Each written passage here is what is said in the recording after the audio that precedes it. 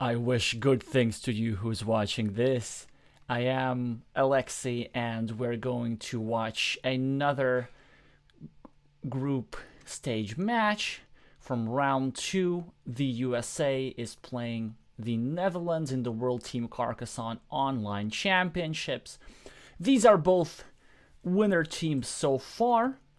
As you can see from here, the Netherlands and the United States have won the first game. Netherlands won convincingly over Slovakia, and most interestingly, the United States won a tight match against Japan, and as we remember, Japan is the current world champion.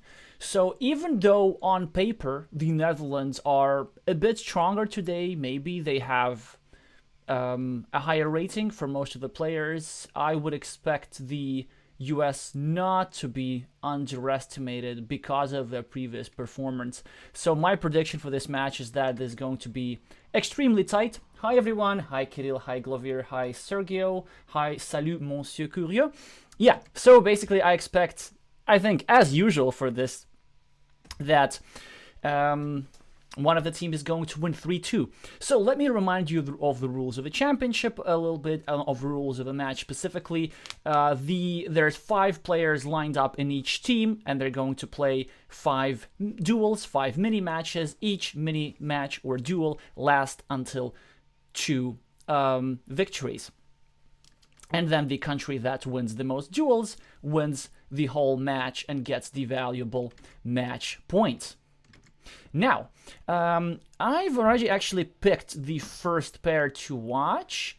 It's gonna be Gert Versteeg. If I'm gonna Americanize his pronunciation, I guess I should say Gert Versteeg or Versteeg. I don't know. I'm really not good at Dutch. Like, that's the one Germanic language that I studied, so I'm gonna just keep Americanizing that. Also, there's, I think, a Canadian hockey player, ice hockey player, Chris Versteeg. So he's obviously North American, but he's of like Dutch descent. Yeah.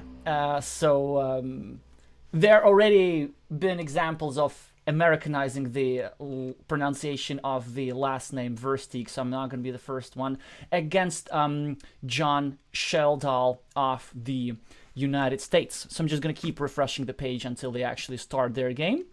Hopefully everything's going to go well. Let me have a look at who's in the chat. Hi, Limbo Man. Oh, thank you very much. Oh, nice. There are already quite a few viewers. So, just the right time to remind you all about the prediction game that we're gonna do. I'm giving away one of these guys.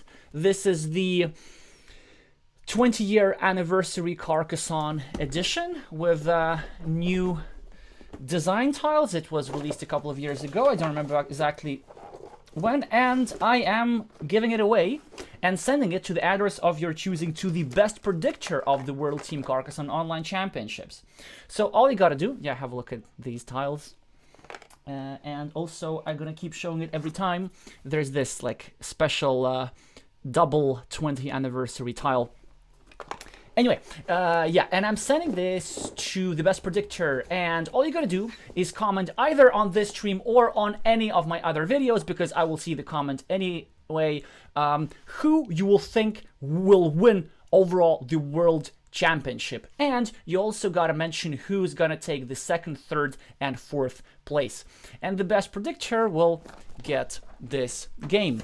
If more than one person get the winner of the championship right, then the 2nd place prediction is the tiebreaker, and so on and so on. And if you will be real Nostradamuses, then the final tiebreaker is whoever made their prediction earlier will be considered the winner of the prediction game. Now, you can leave your comments anytime up to June 19th, which is the end of the group stage. And of course, you will be able to change your choice later if you want. Alrighty, but now I think the game should have started at this point.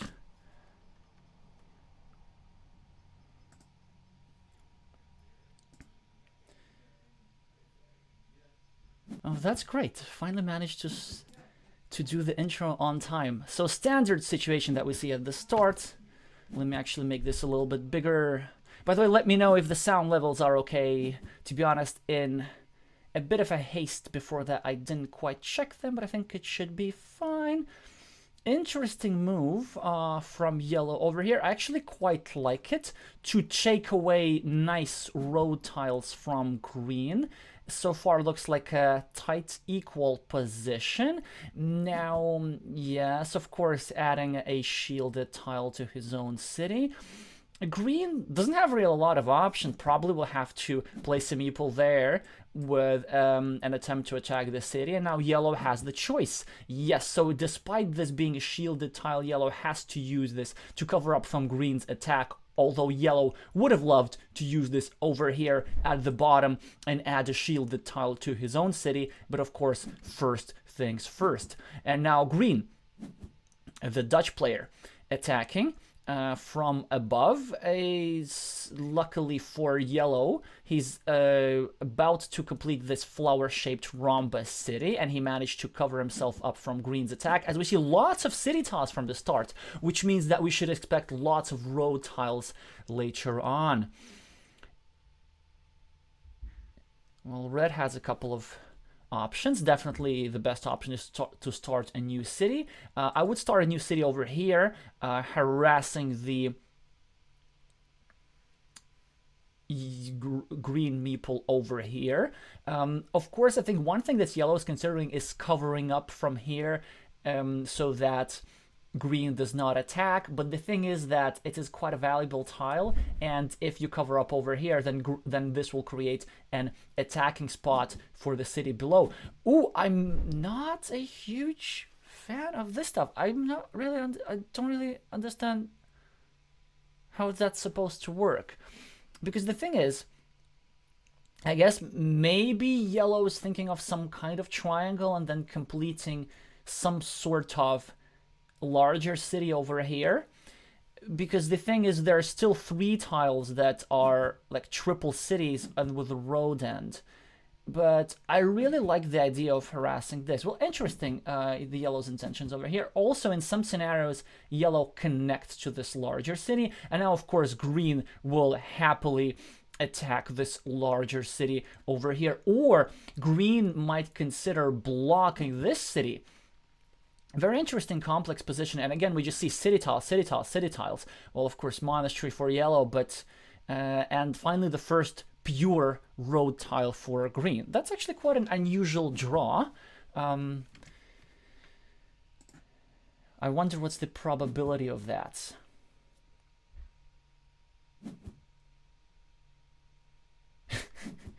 Elias, did I say red?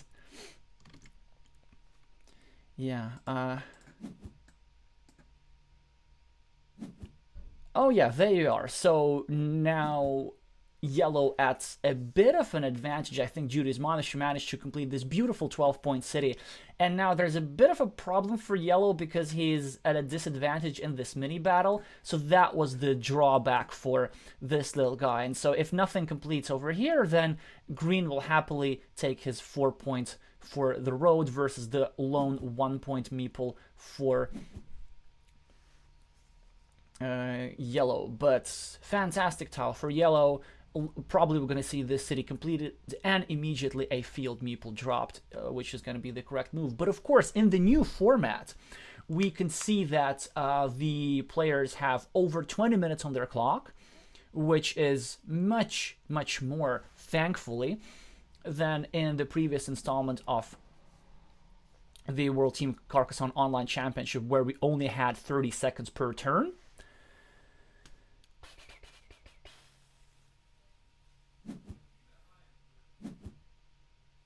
I do not understand this move at all. I mean, why not get the 2 extra points and the meeple and win the mini battle?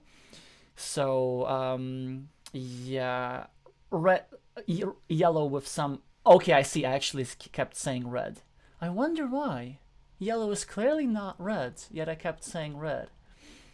Anyway, so a bit of creative play, And you know how I use the word creative. Creative is euphemism for mistake. No, I really think it is. I mean, it's just a couple potential points less. That's fascinating. So yellow wants to use one of the 2 remaining triple cities with a road to complete green's road and connect to the bigger city. But I wonder how that's gonna work out. Because the thing that I wasn't quite a huge fan of is that yellow's still adding points to his opponent's city, and then this might never be completed. And the thing is, as soon yellow draws one of the 2 remaining triple cities with a road like this, and put them over here before to connect his lone 1-point meeple to this juicy 11-point city. Oh, 13-point city, sorry. Then immediately green will get his meeple back because his road will be completed, and green will have on his move another attacking points, like right over here on the right, to try and regain the majority on this city. So it is possible that yellow might be in a bit of trouble here. However, should yellow lose the city, it's not going to be such a big problem, especially because yellow now manages to draw the 2 tiles, one of the 2 tiles, and because green already committed a road over here in a blocking attempt, green does not have an attacking spot over here. And as we see, that yellow has already managed to develop some considerable fields, already 9 points on the left with 3 completed cities, 6 points on the right with 2 completed cities. Both players are equal in meeples. However, green is now considering completing a juicy road, so that will give him already some 7 points. You should never underestimate road in Carcassonne. They look small, they only give you 1 point per tile, but if you build them properly, they can give you really up to 30 points per game. Well, or sometimes even more, depending on the situation. I'm not sure if Gert or Zwaliwood is the new Dutch champion. I kind of didn't check that. Yes, I'm not sure if red-yellow confusion counts as synesthesia. I guess it's more like color blindness. Even though, yeah, that would be red type. Like normally, red and green would be a classic color blindness. Oh, hi Patrick. So Bexe is actually one of the players, Patrick Beckenote, who's playing Zach Bell on another table. So as you see, catching up with the stream simultaneously. I hope this doesn't distract you from your game too much.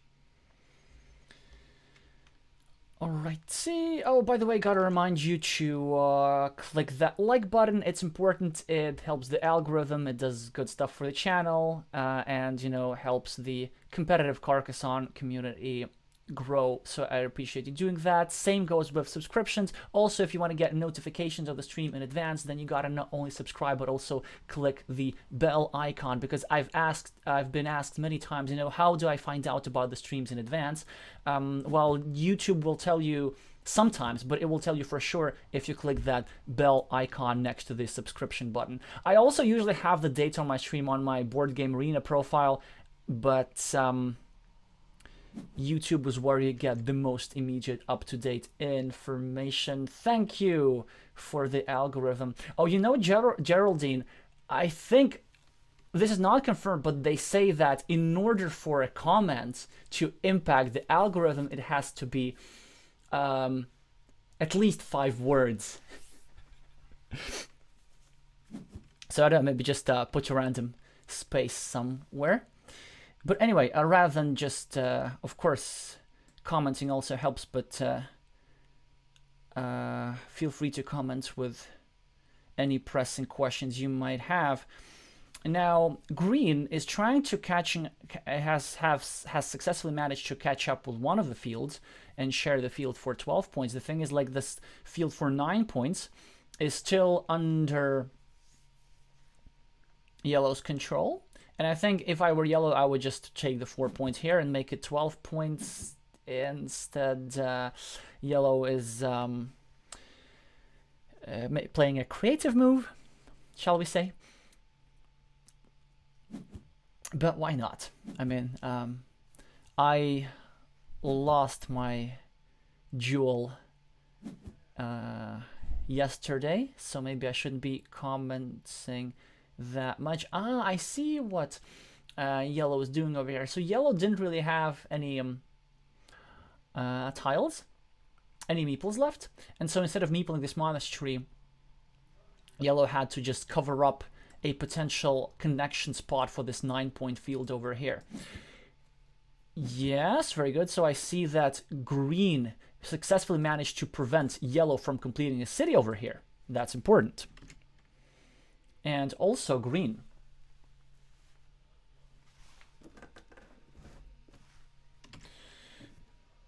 managed to make sure that yellow does not use his completed city as a connection platform to this 12-point field.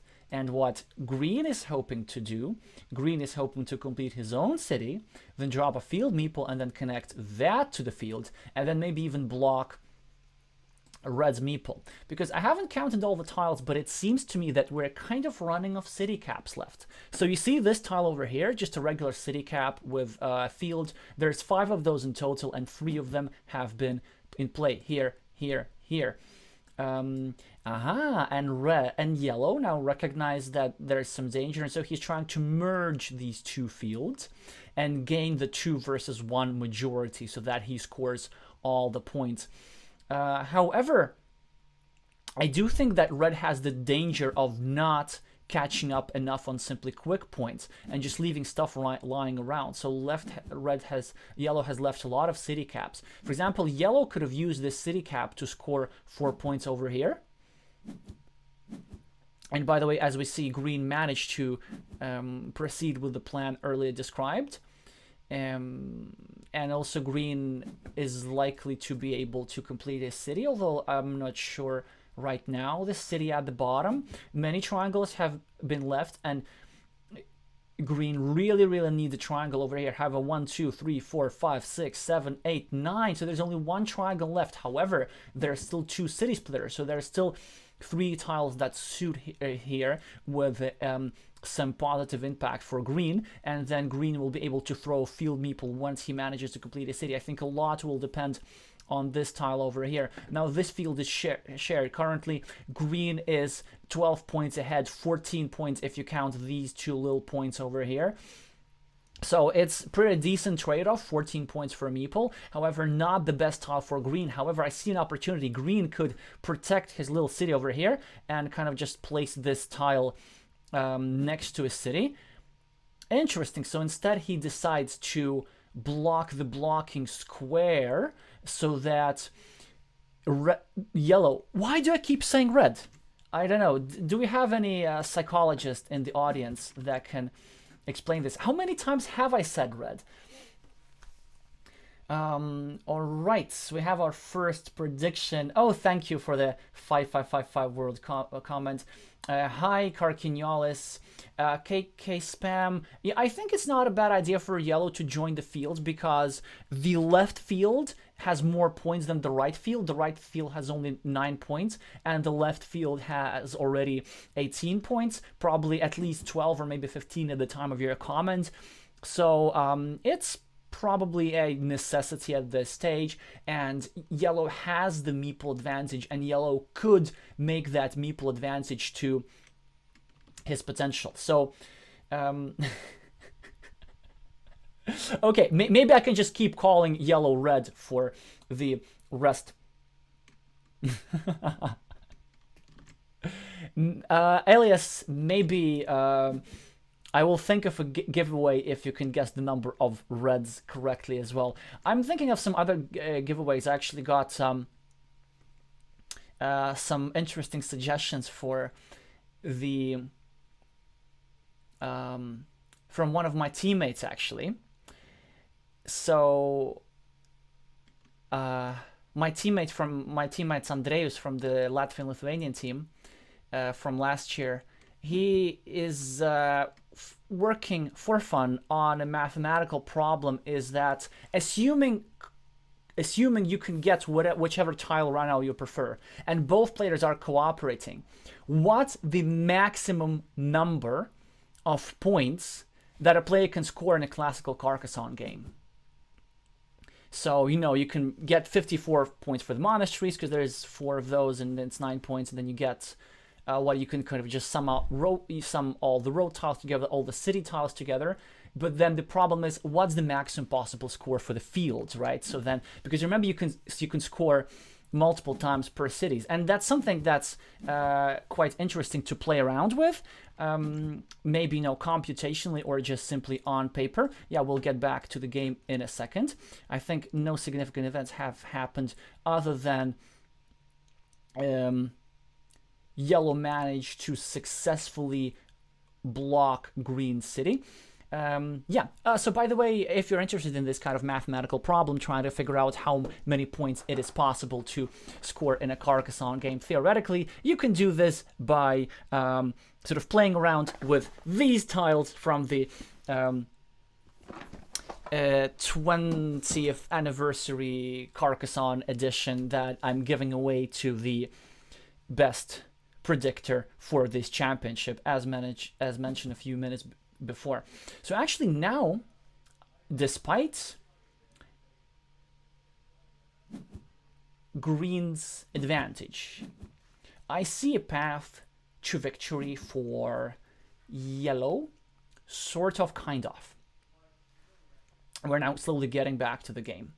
So the arrangement went from 14 points for meeple, now it's 8 points for meeple, 6 points on the scoreboard, and then 2 points on the board over here. And also we see that now yellow, John drew the last tile that would fit over here at the bottom. So this meeple will remain there stranded with 2 points.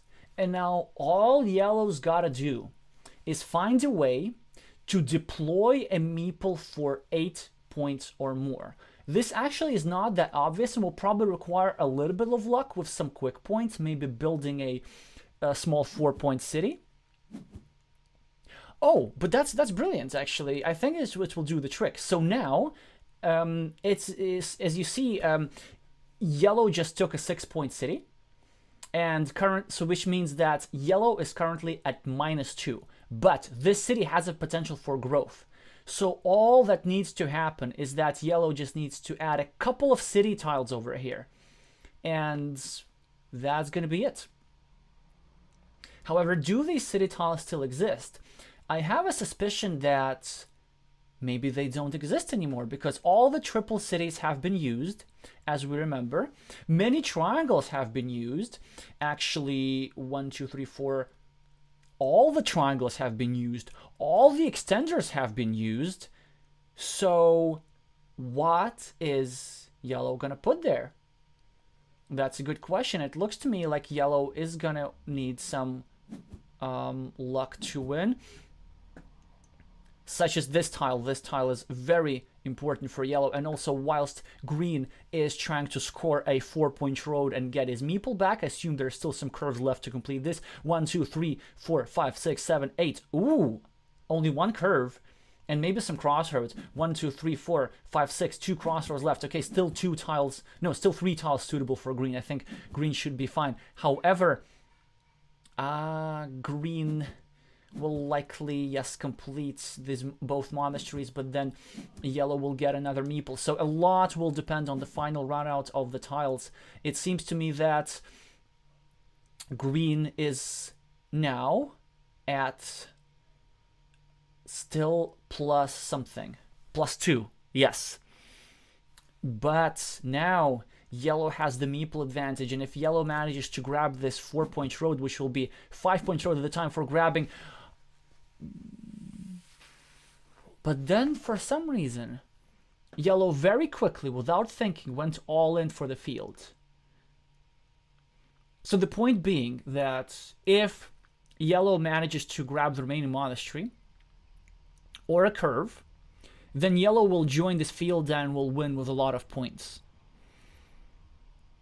However, the danger here is that if yellow is unsuccessful, which could very well be the case, for example, now green got a blocking tile, which he will likely deploy over here, which he kind of has to deploy over here. Then this meeple will be stranded here with 0 points, and now we're back to a situation where yellow has -2. So that's an interesting situation, but I was wondering why yellow did not just decide to convert his meeple advantage and instead went to the field. So a lot of that has to do with what tiles are remaining, but I think it should be a bunch of roads, like a lot of roads. So there are still 2 straight roads remaining, these guys, and those need to be used to grab this 5-point road. So we're kind of flipping here. Whoever grabs this road should probably win the game. Interesting. Hi, Nico from Belgium. Yes, so we're also will be who will also be. Oh, hi, Nicholas from Belgium. I see we have.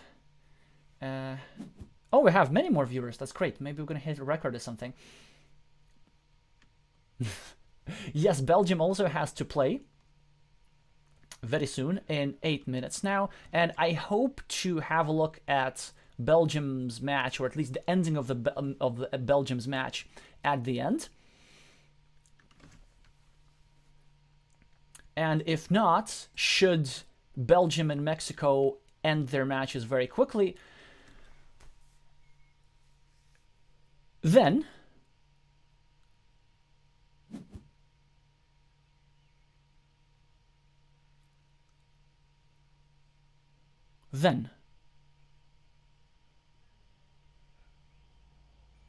we will just do some analysis like we did last time.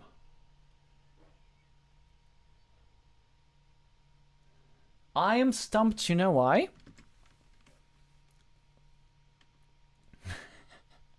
Oh, hi, Dmitry. Nice to see you here. Now, I am stumped because of Green's move. That was Green's move, right? Because why Green did not do this in the first place?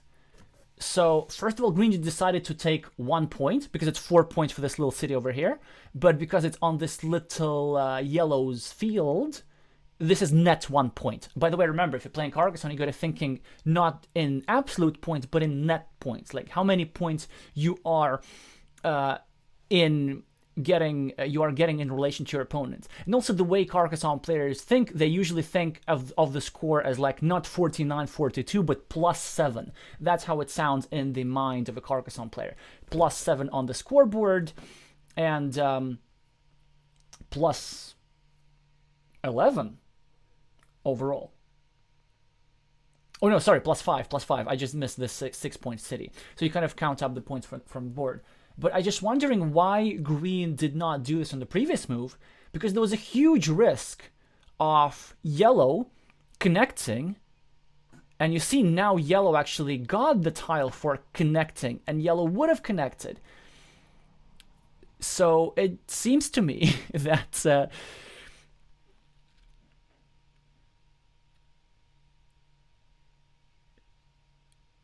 Green kind of managed to escape with his little misstep over here. And it's now a very difficult situation for Red. I think what Red should do is just really grab these 3 points and pray. Or, if that's not going to be enough, yeah, that's reasonable. Another way would be to try some sort of connection through the remaining monastery. Oh no, there's no monastery. Never mind. Oh yeah, so this move was actually even riskier, so there was only one thing to go over here. It might be that Green might secure a win by getting this 5-point road. It just seems to me that this could be the case.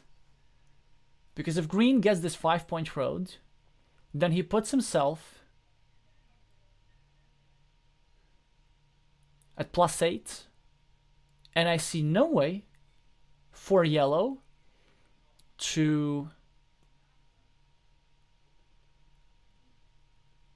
catch up unless there is something that I'm not seeing.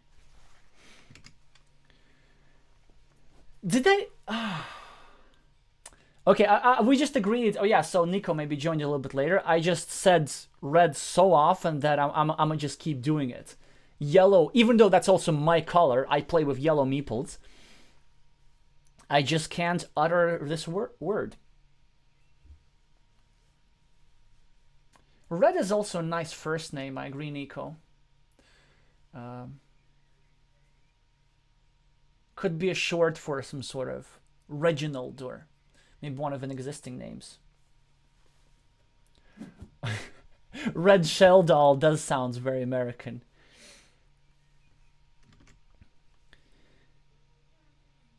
Aha, apparently Gert is watching the stream and decided to heed my advice. And he did that so that red... I said red. Of course I meant yellow, but I'm gonna stop correcting myself. So that red does not take this 5-point road. This is a very interesting thing in the last few moves in Carcassonne. Oh, Redolf. I love the suggestion. Yes.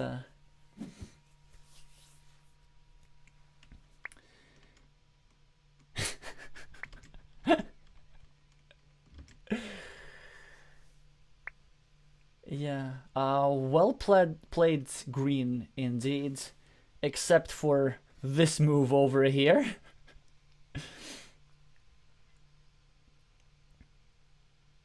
Yeah, probably green manages to get one more point. And that's gonna be it. Congratulations, Gert, for winning the game with 3 points.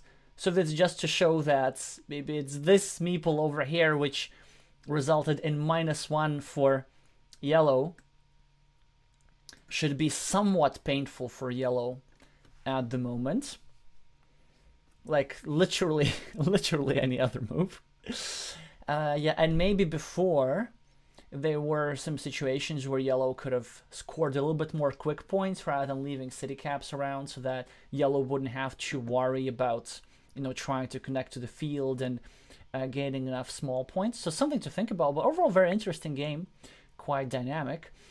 I suggest that we watch another pair now, and also, okay, I'm gonna need your help now in updating the scores a little bit. Do you know if anybody else has finished the game? Oh yeah, let me actually update the score.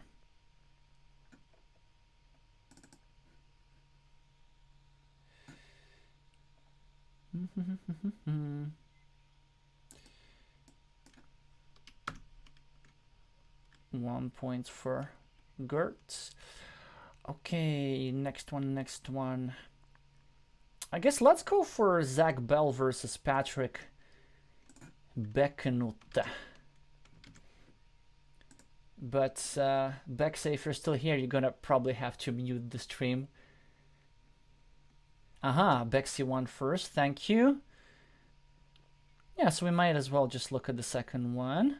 Or, you know, are there any particular duels that you would like to watch, guys?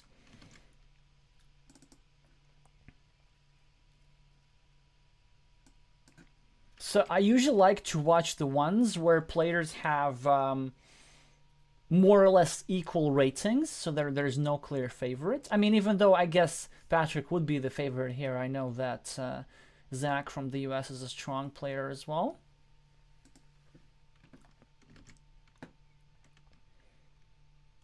Alrighty, good luck, Patrick. Gonna watch you now.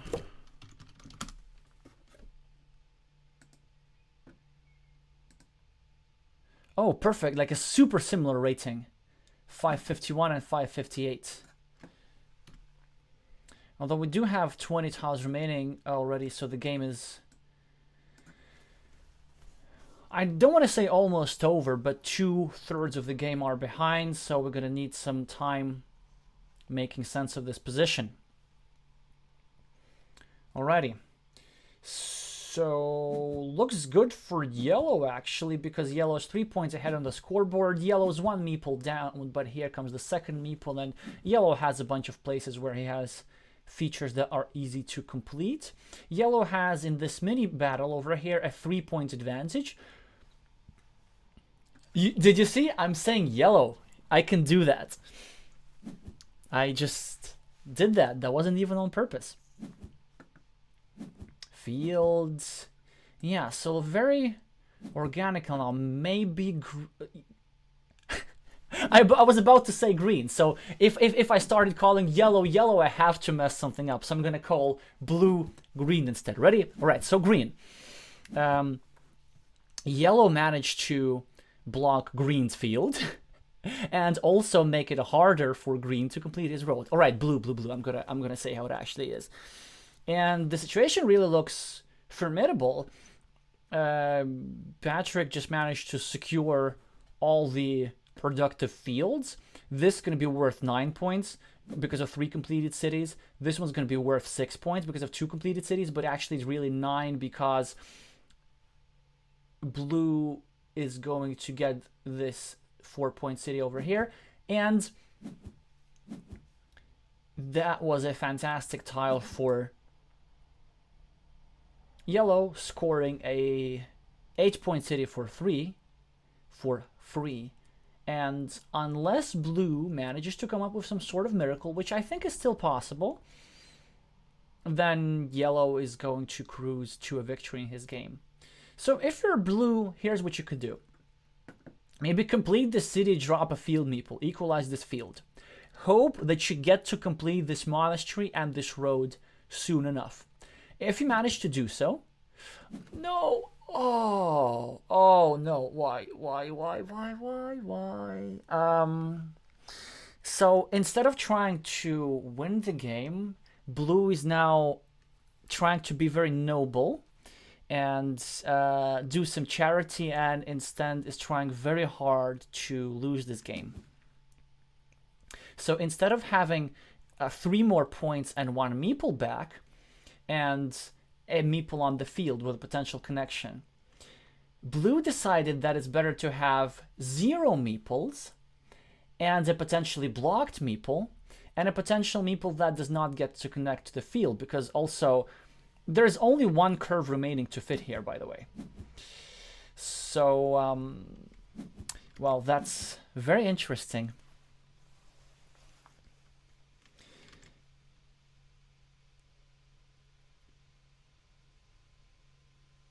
By the way, now it looks like it's going to be another 4-point city for yellow. Really, yellow doesn't really have to do that much. Just, you know, take some points, quick points over here. And you see an interesting situation. So with blue's desperation, I might have considered, instead of finishing these 2 features, just grabbing the quick 5 points for this road, because there's still a chance, because there's still many crossroads left, that yellow's going to grab these 5 points now, and that will be all she wrote for sure. So if I were yellow now, I would either block this field, as I said before, or I would grab this 6-point road over here. I like both moves, but in any case, I don't really see yellow losing.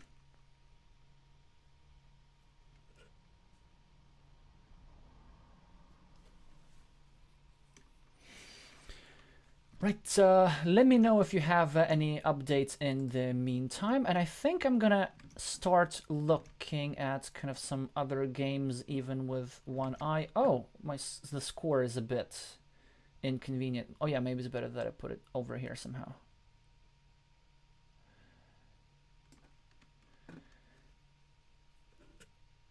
Well, let's have at one pair. Let's have a look at Mark Galestine.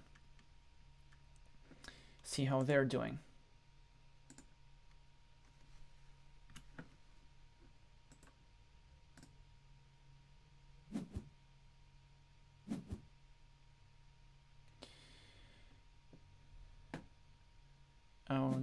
you can see all my tabs. Yes, I listen to Yannis Xenakis. Very interesting Greek composer.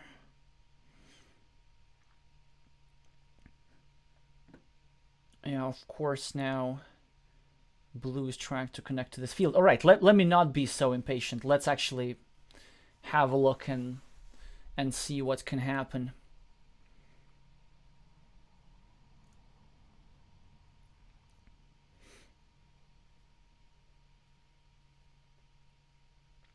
So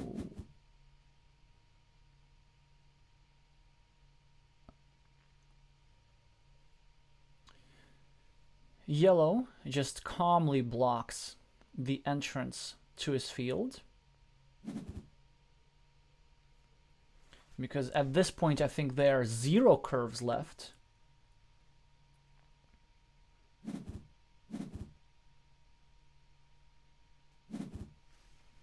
Right, we're gonna see it through.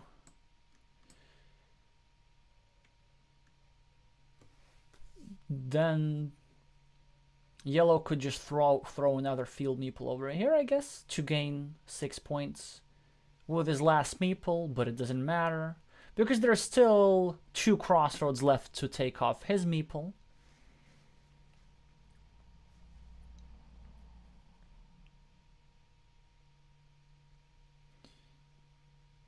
Yeah, just drop some 6 points here. Of course, use your time as well.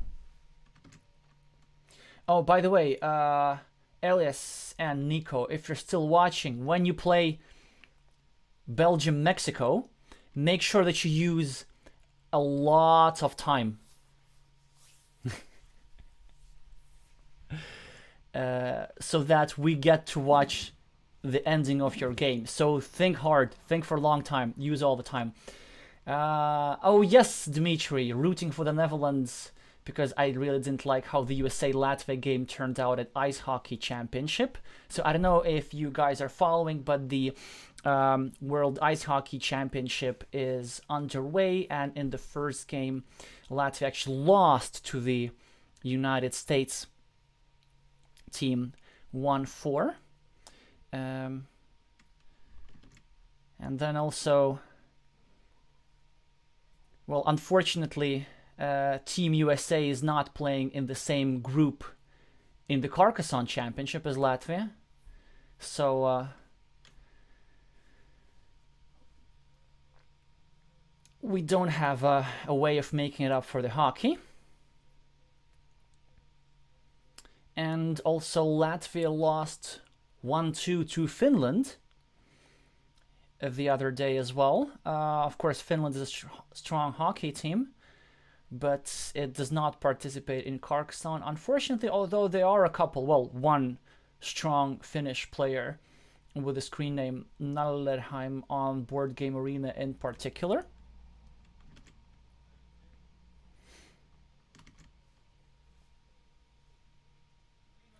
So yeah, it's a bit unfortunate for blue because blue is experiencing another problem. Blue will not be able to deploy all his meeples, which looks like a bit of a miscalculation over there. Yeah, so normally you want to make sure to maximize value that you use every single one of your meeples towards the end of the game. And so you need to make sure that you know the number of moves remaining and that you make sure that you're aware of the opportunities to take the meeple back. And if you know that there are many tiles remaining, such as crossroads, for example, that either give you quick points without a meeple investment, or that can get an already deployed meeple back into your hand. So if you know that there are many of those remaining, you gotta start spending your final meeples a little bit earlier.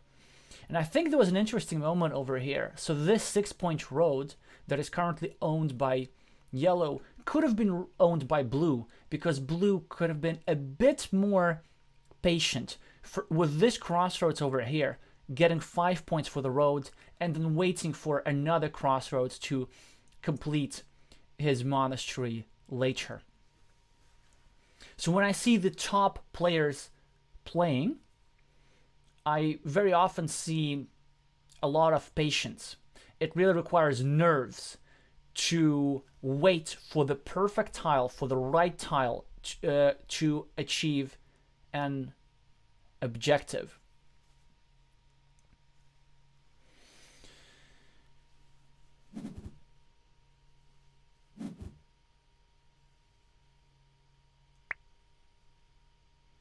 Good game. Saying blue is saying, well, of course, yellow should connect the two fields on the right over here, so that in case blue completes a city, which is the case, then as a result of the city being completed, there's one more city on this 6-point farm, so it becomes a 9-point farm, and then yellow made sure in advance to join that farm.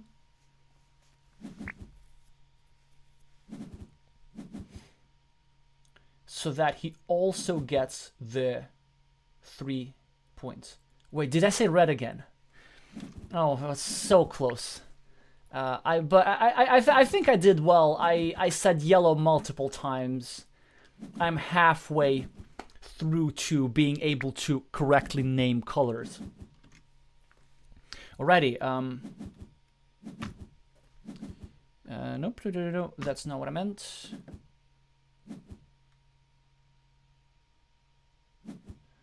Yeah, plus 16 for yellow, and that's the first big point for the Netherlands.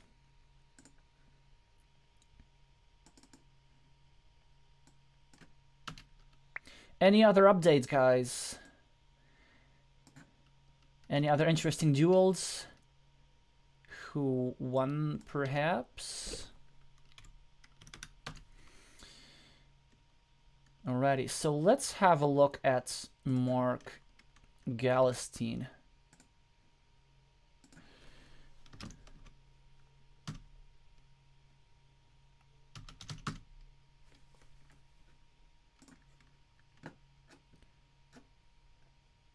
Well, interestingly, so they're supposed to be playing a decider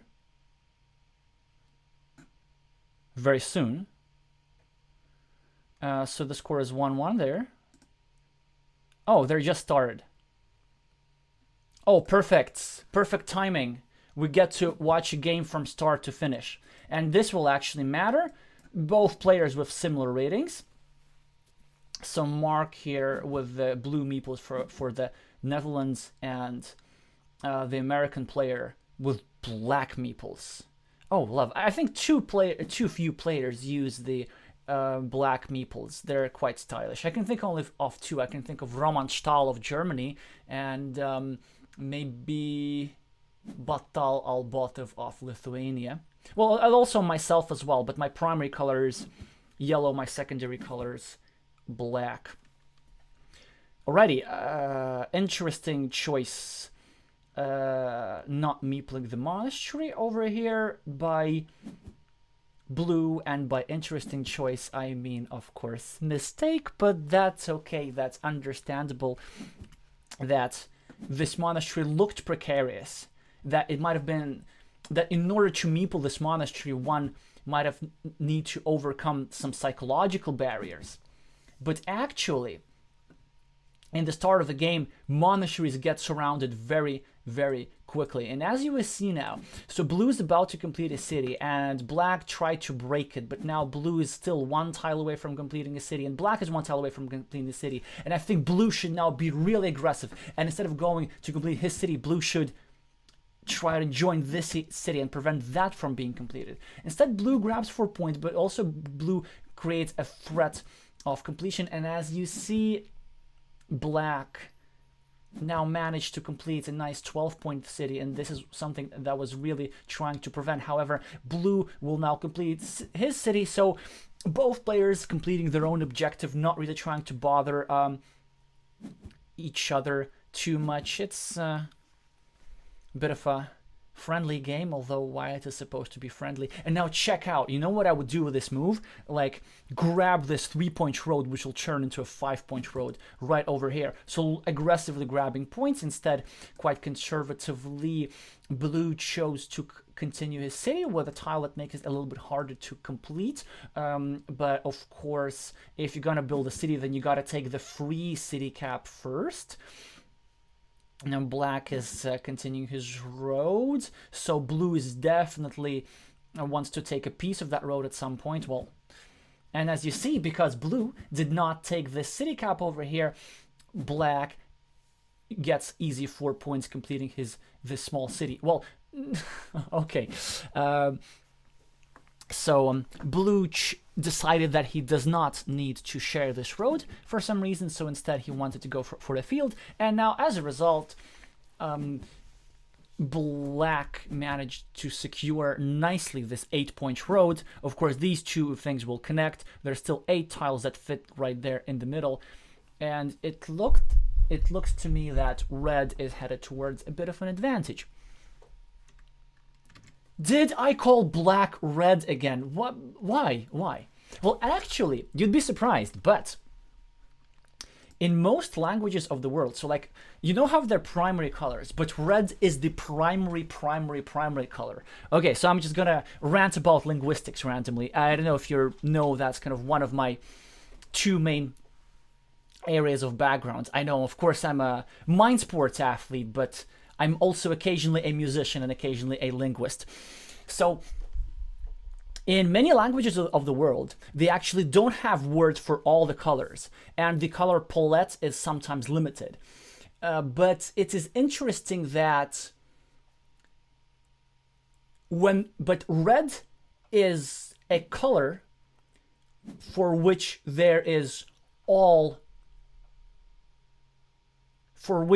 always going to be a word. So like, there might be not a word for blue, not a word for yellow, but red, that distinction is going to be pretty important. And then in some languages, actually red and black are called with the same word, sort of, kind of.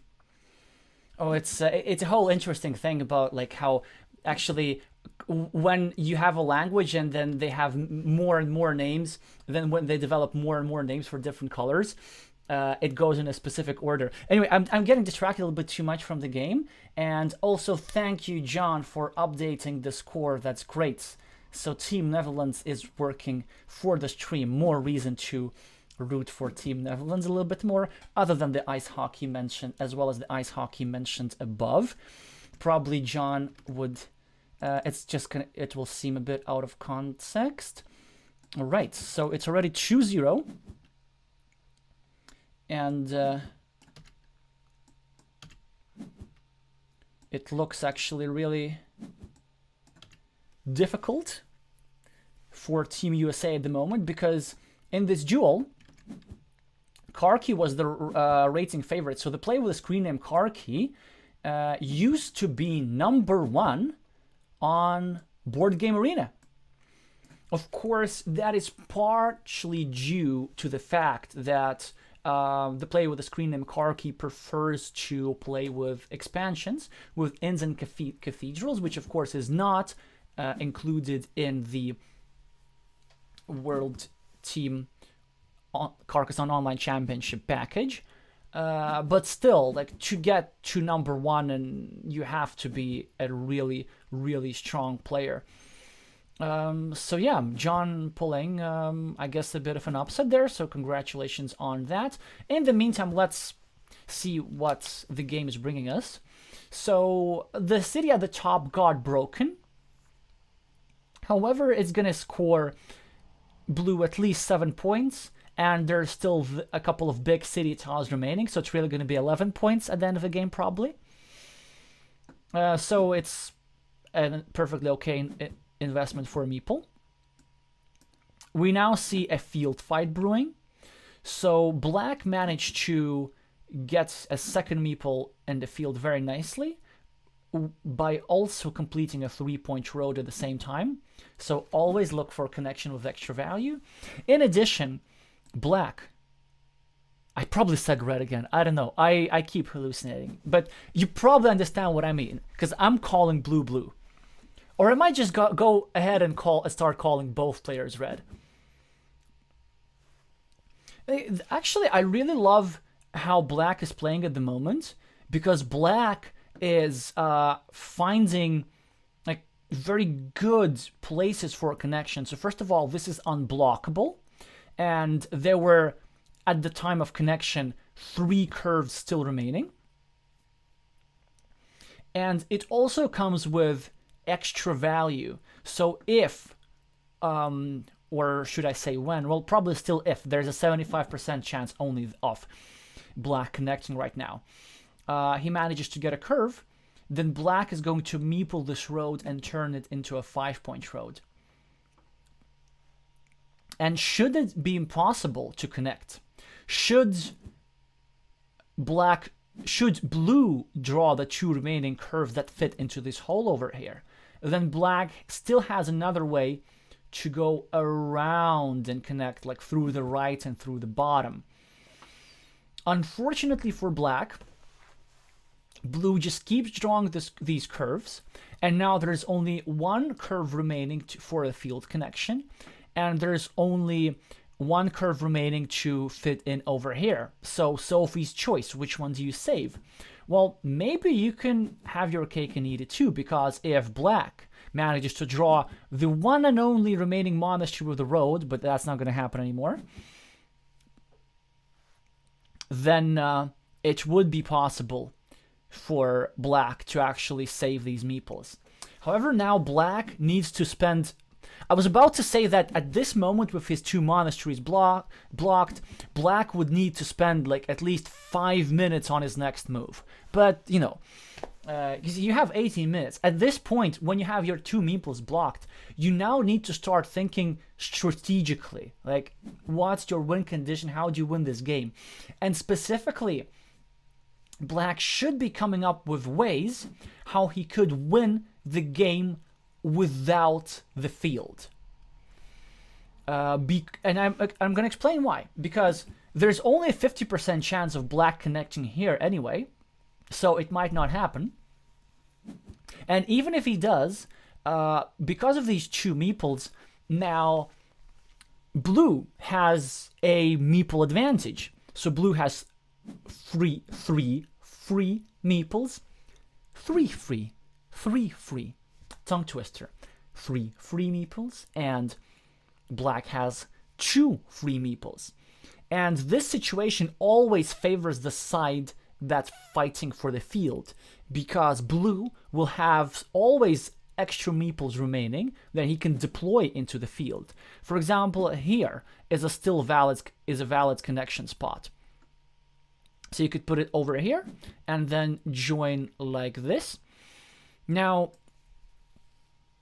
so black decided to choose a strategy that equalizes the city, which makes sense. And then in this situation, what black should try doing is, first of all, connect to this city, which might not be possible, and then hope that these 2 monasteries, with their 16 points, offset this 1, 2, 3, 4, 5, this 15-point field, and they hope that this field does not grow bigger. And now, what a fascinating tile. So blue was about to block, but blue drew this quadruple city, and because it has cities on all sides, he was forced to place it there and actually help his opponent a little bit, because there was literally no other way, no other place to place this tile. So quite lucky for black, because this connection here is still live. There's 1 triple city. No. There are 2 tiles that fit here. There are 2 triangles, or as they're called, Doritos, very frequently, with a road that fit here. Now, blue is trying to win this field and like to secure this field, but this might not even materialize, and that might not even be necessary, that might not even be sufficient, because if black manages to equalize over here, or at least to build up an equivalent city on top, and just preserve the field somewhat small, black should have just enough to edge it out without the field. So I like the idea of trying to connect to the city and trying to share these 11 points that blue was having here. The only thing that I dislike is that this decision was made so quickly.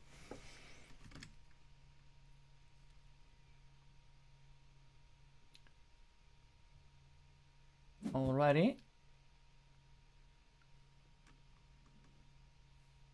So Zwollywood wins the second game, you say, yeah?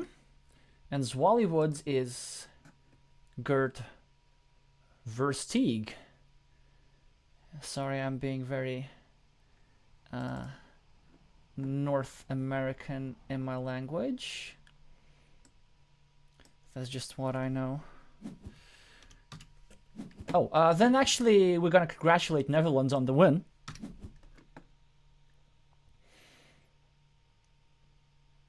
That's already 3-0. Oh, 4-0. I mean, why am I being so slow? This actually looks... No, 3-0. 3-0. And we haven't caught up on the game between Alan Ropsky and Tion Canis. That would be interesting, actually. So, well, now I guess I have to root for USA a little bit because I want my prediction to be true, and my prediction was 3-2. So I would expect Netherlands to win 3-2. Oh, thank you, admitted. So Arab wins 2-0. So actually my prediction is likely to come true. So in that case, Alan Ropsky was in fact the rating favorite to the best of my memory. So I think this match, the fourth match with Karki versus John Nordvik, was the decider for the whole match. Alrighty, but it still matters. The outcome of this game still matters. You know why? Because they're tie breaks. The three best teams are advancing to the next stage.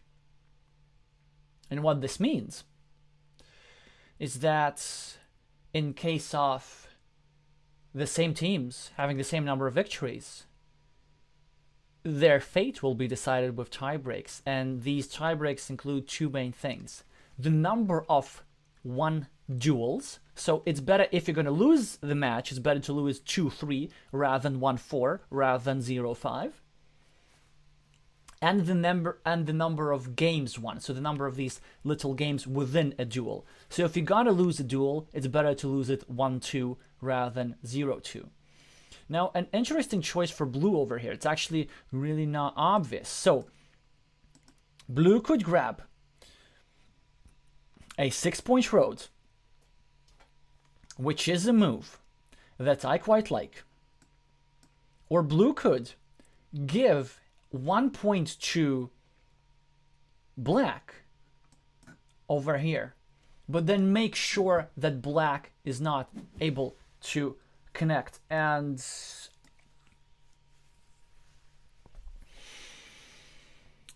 you're gonna need to help me understand this move. So taking 4 points instead of 6.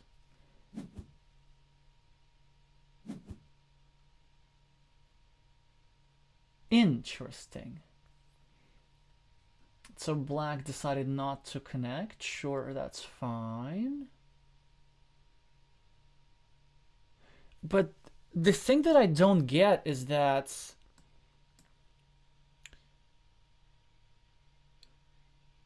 sort of black was kind of fighting so hard to connect for this city, but then he actually managed to build up his own city, so this 4-point difference is no longer this significant.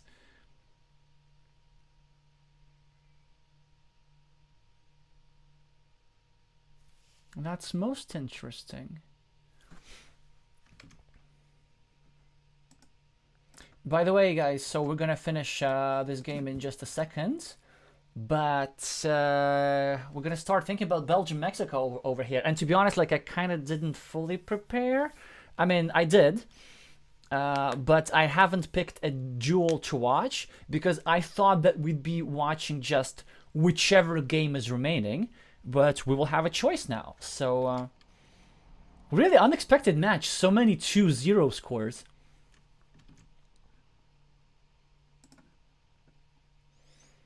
And now we have our final tile. A little 3-point city for black, and no productive way to deploy the city cap for black.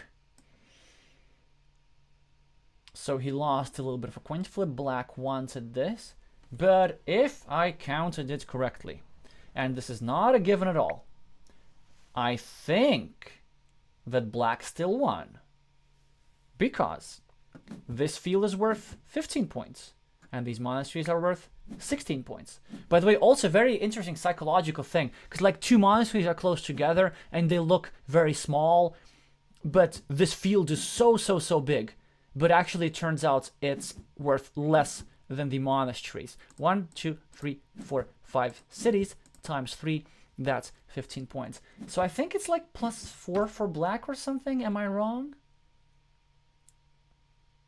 +2. Oh, so it was even tighter and closer than I thought.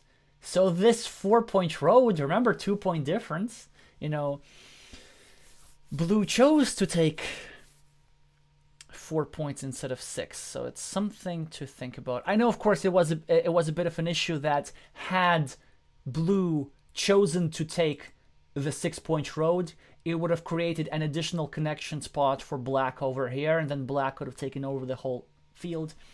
But maybe it was a risk that had to be taken. So interesting game, actually. I love playing these monastery versus field imbalances. Yeah, the only thing that was not quite clear to me is that why both players have still 13 minutes left on their clock. But hey, good for black and good for Team USA. Yes, so even though they got defeated, they put up a fight. And the final score, as I said,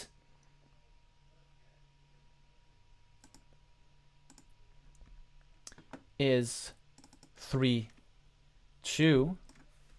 Congratulations to Team Netherlands. Alrighty. I guess we're gonna need to react quickly with Belgium, Mexico. So, which games are still going on? Which games are still going on?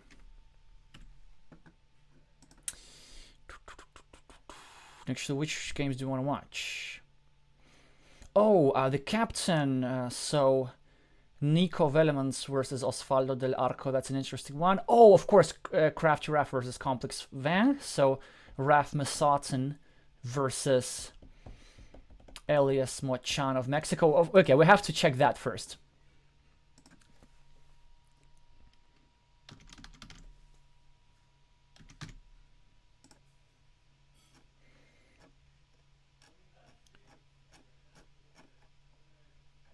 Oh, so they're still playing their first game. That's interesting.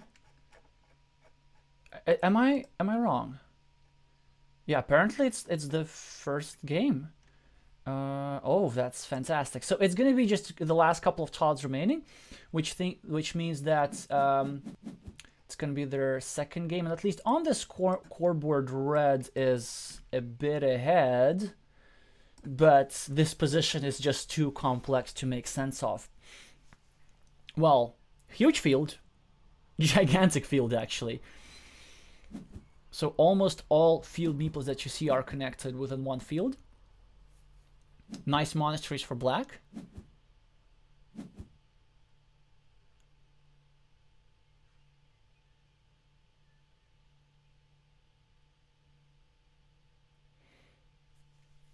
And a tiny 3-point city for Raf at the end. Oh, good. 3-point city near monastery.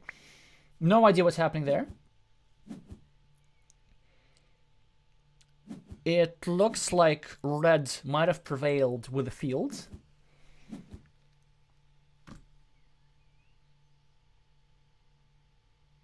Okay, well, at least... Oh, finally, we're going to watch a game where red is actually red. So I'm not going to make that mistake anymore. Or maybe I should start calling red yellow. We'll see. Oh, okay, so we're definitely continuing watching this. And so we know that Elias is now ahead 1-0. I guess probably the score for USA Netherlands. I'm going to delete now. And what I'm going to do, I'm just going to put Belgium 0. Mexico 0.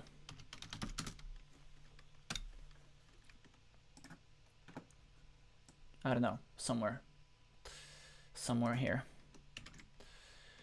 Right, see. So let's check some other games.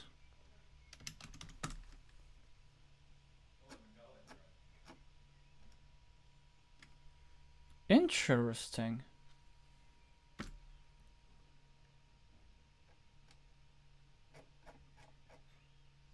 Was there a substitution? Why is Nico not playing? He was in the lineup. You saw the lineups. Anyway, I hope you guys can help us out, but I really want to watch the game from start to finish. Two players with similar ratings. Probably the strongest player in Mexico, I think, at the moment. With I'm actually not sure how the strength distribution is in Belgium, but I think definitely like one of the strongest in Belgium at the moment as well. He also started streaming in English, so if you want to see any of the Latvian games, then those have been covered by Raf's stream on Twitch, in case you're interested. So going for the more blocking approach. So actually this, from my experience, is, well, a bit risky because if black... I did this! I called red yellow. Actually, no, that wasn't on purpose. If red, why? If red is red, it's not that hard to say. It's 3 letters, 1 syllable. If red gets a good tile, then red can get ahead very quickly by, you know, taking a relatively medium-sized city and then like a road in advance. So the standard response, instead of turning this city like this, is to actually try and join red city, and black might be having some thoughts about it after seeing this juicy shield tile. So of course there's a little bit of tension over here. Let's see how this mini battle between these two meeples is going to resolve. In the meantime, I'm going to have a look at the chat a little bit. So what are you saying? Oh, already, thank you, Nico, for the updates. Hi, Miguel. So, oh, Osvaldo didn't show up due to connection problems. I think that's an interesting thing to discuss. I think according to the rules, then probably have to put it 1-0 for Belgium. Like, even though these are connection problems, and I assume, you know, Belgium is going to be good sports, but the organizers have chosen to be quite strict in imposing the rules, which means that if you don't show up to a game, you don't show up, then you just lose your duel. You know, it doesn't matter. You had a heart attack, your, you know, connection dropped out, there was a tornado. I mean, I can definitely understand that. So it's sometimes some of the players are going to get unlucky. And there was a big debate about I think the match was France-Malaysia, where actually the French player didn't show up, where they didn't kind of join the tournament game on time, they didn't register for the tournament on time, and the Malaysian player agreed to do a rematch, but the organizer still gave the technical victory to the team that did show up. And there was a lot of debate around this. There was a lot of criticism, some especially criticizing of the organizers maybe being a bit too bureaucratic. But I like to think about this just like another element of luck. You know, sometimes you lose because your opponent makes a silly move, which is too risky, and then they just get the right tile, or you don't get the right tile. You know, you set up to complete a city with a 96%, 94% chance, and then, well, this time the 60% comes, the 6% comes. So sometimes it's just life. I don't know. What do you think about this? Should the organizers be less strict in your view and kind of allowing for life to happen, or do you support more hardliner stuff?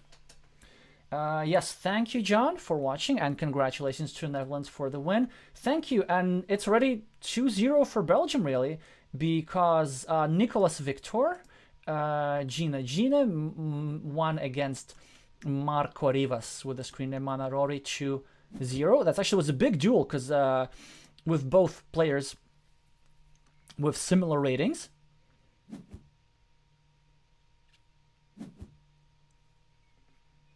In the meantime, Black managed to prevent Reds, at least for now, for completing a very juicy city and getting a meeple back for himself. And now Black still has more time to do something about with the city. There's a very volatile connection spot over here, which is semi-blocked. And if Red decides to unify these cities into a bigger one, which eventually will need happen, a new connection spot over here on the left will arise. So Black will still have chances to equalize the city. But you see, this initial move did cause Black some significant problems. By the way, over here is a nice position for Red to be in, because there's still 3 tiles that fit in this hole. And when Red will be completing this road, he will also grab the 4 points right over here. And actually he will gain 4 plus 5, so 9 points from this situation. So even though Black is ahead on the scoreboard and on the meeples and has the monastery, I think still that Red, actual Red, not yellow, has the advantage in this position.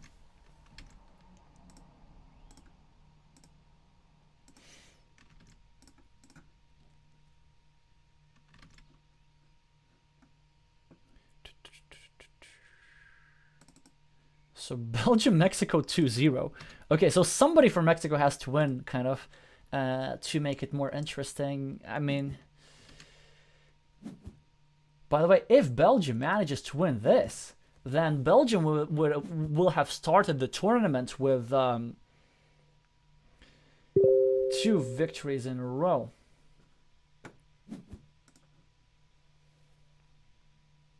Unlike Latvia.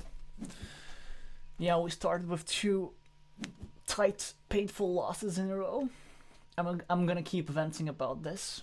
We are planning to make this right in our next 4 matches.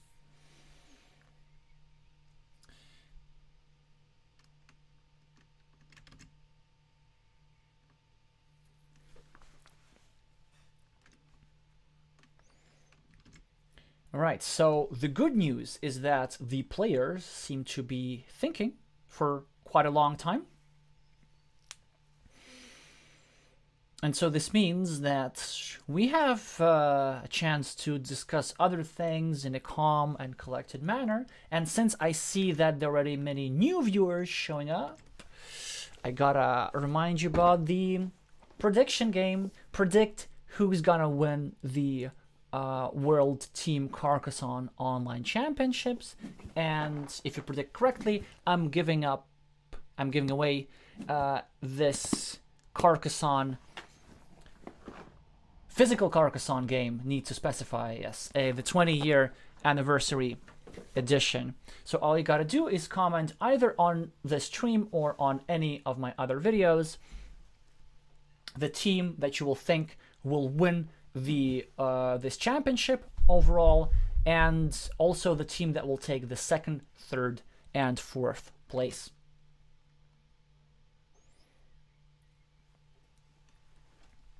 Well, hi Edjus. Yeah, so if you want to win, then you got to predict it. Well, you're going to be a bit biased here. So maybe you're going to predict Latvia being in the first place. I hope you do that. So then you're going to be trying really hard to win your games as well. Aha! Mistake! So I think that's really the first mistake from Elias here. And you know why I think it's a mistake? Because Red took a 2-point road over here, when Red could have taken a 3-point road over here. Well, it's just 1 point, you think. But no, there are many games that are won by just 1 point. So it's important.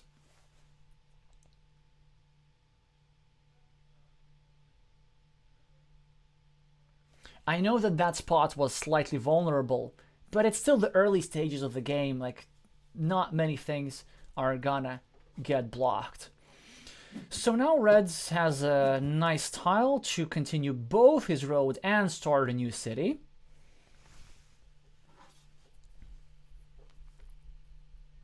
By the way, I think it's not going to be such a huge deal, but it would be funny if Red ends up losing by 1 point. Then, you know, we will know where that point came from. It seems rather unlikely, though. I think the game could result into a heavy score for one of the parties, with either Reds kind of completely finishing the city or just expanding it, or the Red getting a bit stuck over here and Black capitalizing on his meeple advantages. However, it's hard in this position to convert your meeple advantage because there are no large fields, there are no potentially large fields. Red is doing a smart thing in building different cities in different places so that no big features appear other than his city.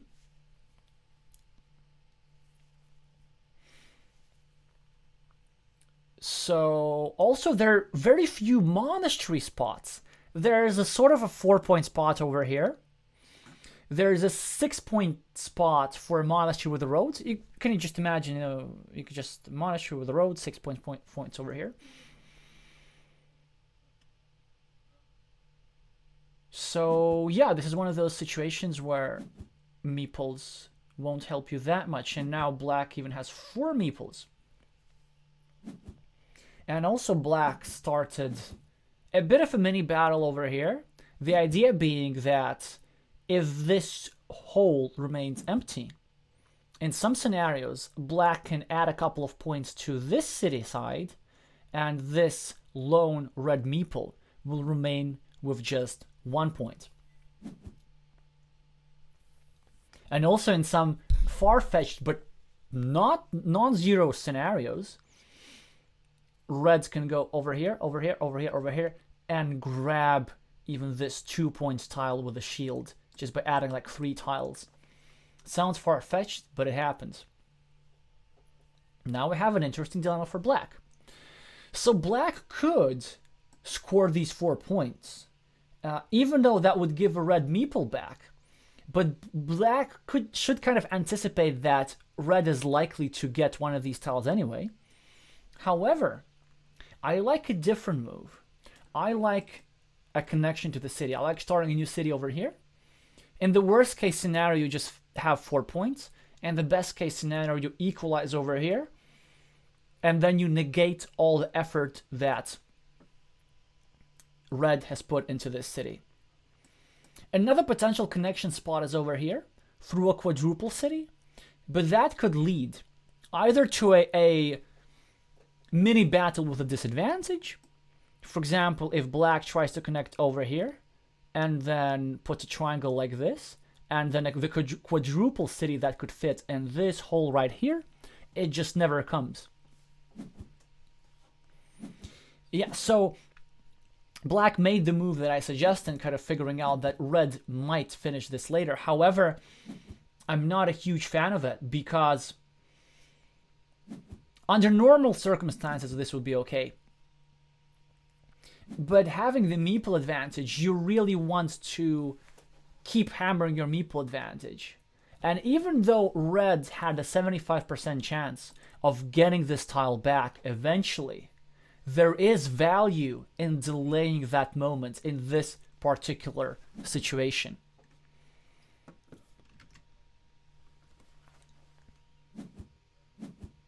All right, we see many Mexico fans over here. We see also Nico, of course. Thank you for updating on the score. So there's 1-1 and another duel between the players with screen name Rally 8 and IMDb 5. I've played with both of them actually in Arena.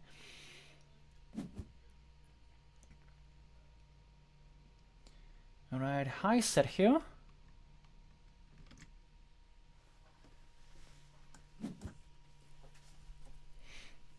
By the way, so far we have received only one prediction about who's gonna win the World Championship. So if that stays, then this will be considered the most precise prediction by default.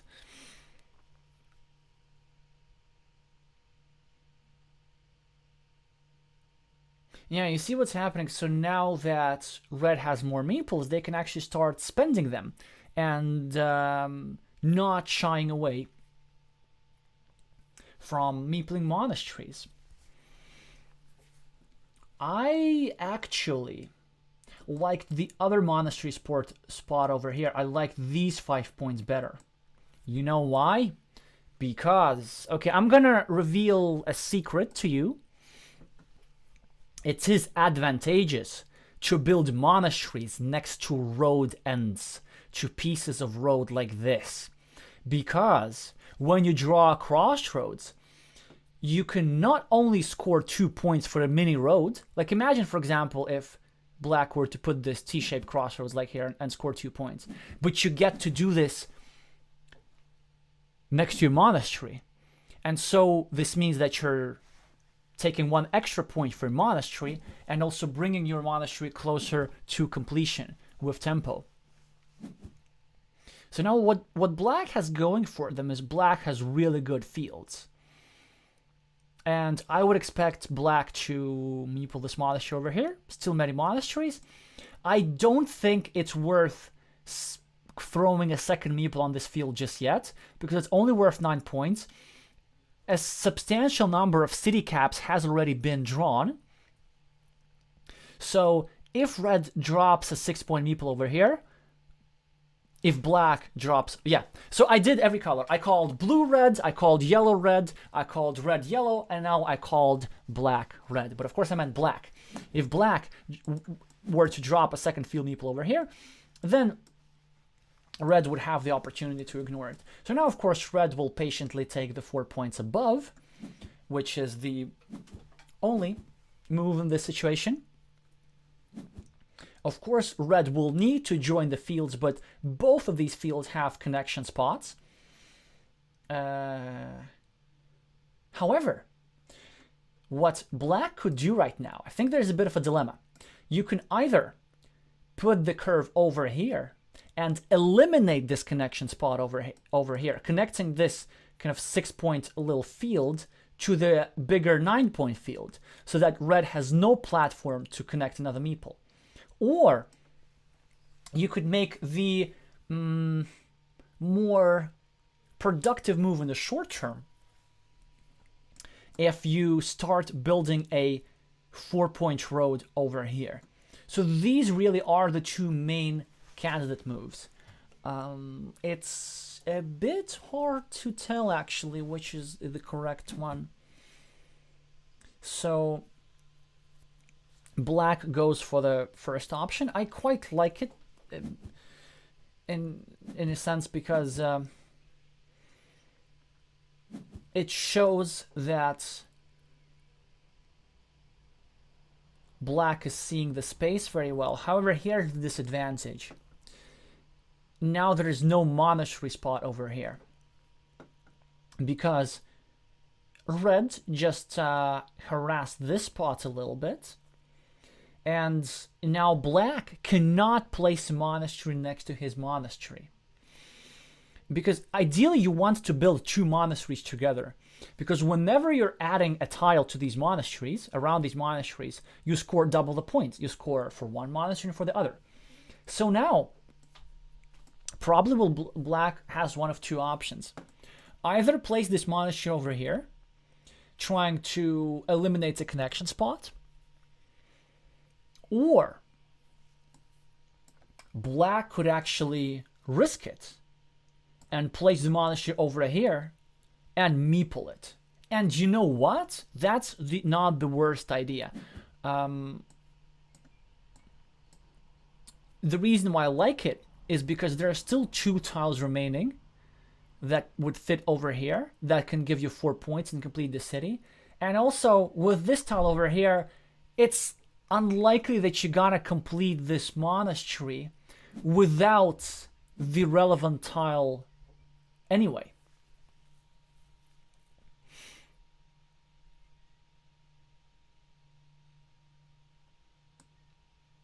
So instead, black chose to save his meeples and put a monastery over here. Then there's always going to be a question, what are you saving your meeples for? Well, I guess some city caps, and then with the potential to respond in some field fights. Now, red, what red is about to do is, even though red is currently starting a new city in his opponent's field, he hopes to complete the city and use it as a platform to connect to this field. So even though he will, in the short term, turn this field into a 12-point field by adding 3 points to his opponent, he hopes to gain these 3 points, well, these 12 points back, essentially. And also, by doing so, he'll be completing, or at least expanding, prolonging, building up his monastery.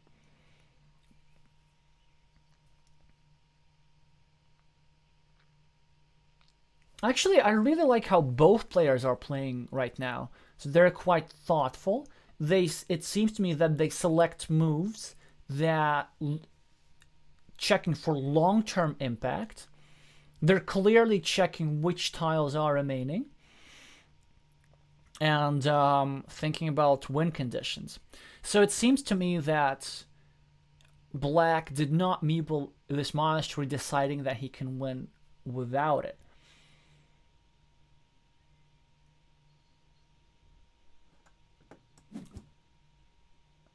Yes, and now black made it a bit easier for himself to complete the monastery.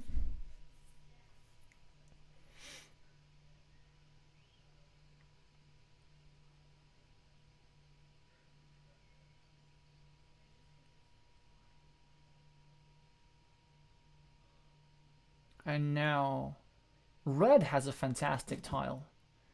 Yeah, so you get to prolong your monastery.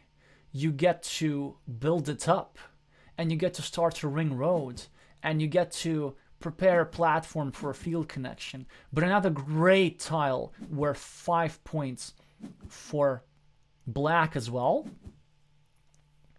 So it looks like it's going to be a high scoring game where players get what they want. All right, Edjo's prediction. First Romania, second RCP, third Japan, fourth Brazil. I do think Brazil will go a really long way, but well, okay. Well, when I hope that you don't sabotage Team Latvia's game just because your prediction comes true. So my prediction. Well, I'm too biased. As a team captain, I have to wish best for us.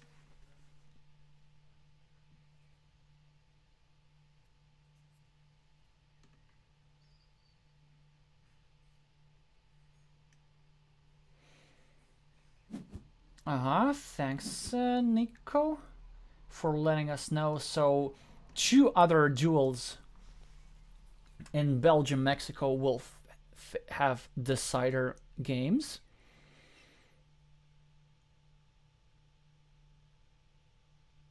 Dilemma for Raf over here. Do you take 3 points over here, but threaten your monastery and create a field connection? Or do you take 2 points over here? And in this situation, strange though it may seem, I actually like taking 2 points, and yes, this is better because it's also harassing red a little bit, attacking red actually. Red gets the fantastic tile. Yes, there were other tiles remaining to connect this, but this is the only tile that does not create an extra connection opportunity for black. Because black has a reconnection opportunity over here, but it is not as good as the one the other tile would have generated. So basically, if one of these triple city tiles, rather than the quadruple city tiles, would come here, then there would be more tiles remaining to attack from this square rather than to attack from this square.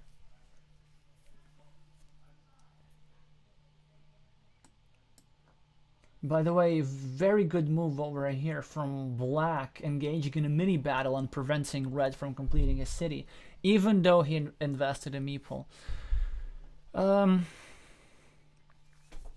Now another interesting situation. What a dilemma. So, does black complete his monastery, or does black block red's monastery?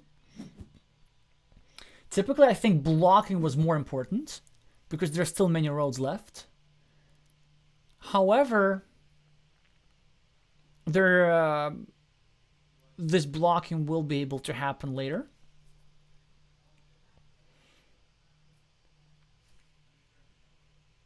So Raf took his time and decided to prioritize. Now, of course, red will score 3 points. I can't see him doing anything else. Actually, I can see him doing something else. I can see him protecting his city. But don't do that, because protecting your city in a situation like this is completely useless. You know why? Because there is a master tile remaining. Do you see this city splitter below? There's 2 of those, and only one of them has been played. So this means there's one still in the deck. And so this means at any moment, black can draw one of these tiles and attach it to the city and place the meeple on the other half and try to connect to the city. So really the only way to secure against this tile would be for red to add another city tile in the middle. Just literally almost any city tile. So I would expect red to just really score 3 points. Oh, is red being offline a little bit? Elias Circle suggests so. Well, he's back now. He took the 3 points, and it's still a super close match. Super interesting decision now for black. There's just, I love this game. It's definitely my favorite game of the evening so far. Both because like high level deliberation from the players, and so many situations we have many options. So, if you're black, do you take a 7-point monastery? Do you take a 3-point road? Or do you meeple this road, hoping to complete it and make it into a 5-point road? Or do you block this monastery?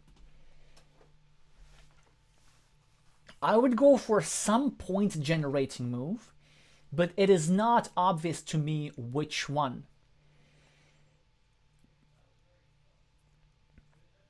It seems to me that the best approach would be taking these 3 points. Well, not the best. I mean, I kind of can't picture all the possible tiles. So that you have one meeple remaining. to use for connecting to this city. You see, red, black, the color of darkness, the color of one of the strips on the Belgian flag. That's an interesting situation. By the way, you see, so Elias is apparently watching the stream, because I told you if you place a piece of city like this, then you protect it from attack. And actually now it's almost protected from attack. The only way how black can connect to the city is to place a piece of city with a road over here and connect from one of the remaining triple cities. And there's only one of those. And black, I think, missed an excellent opportunity over here in time trouble to build up his field, because black probably still had outs for winning without the field.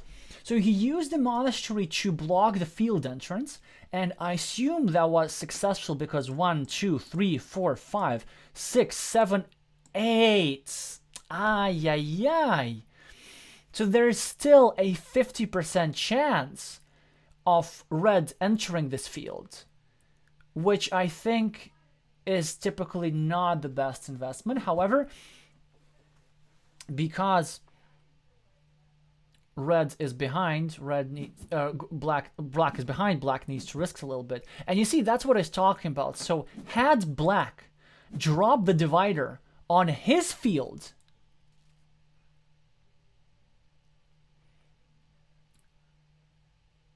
then black would have had a chance to just score some extra points and complete and maybe try to win without the field somehow. And they maybe just block the city so that it doesn't get completed. You see, at the moment, so the block didn't work out because red drew his tile. And now all the game is going to come down to is the one remaining triple city tile that fits over here. If black manages to draw that city tile, then black equalizes and black probably wins. Because black is at +8 on the scoreboard, +1 in this mini battle, that's +9, +1 in this mini battle, 9 field points versus 8 monastery points. So that's +10. And if he completes his city, then all these extra points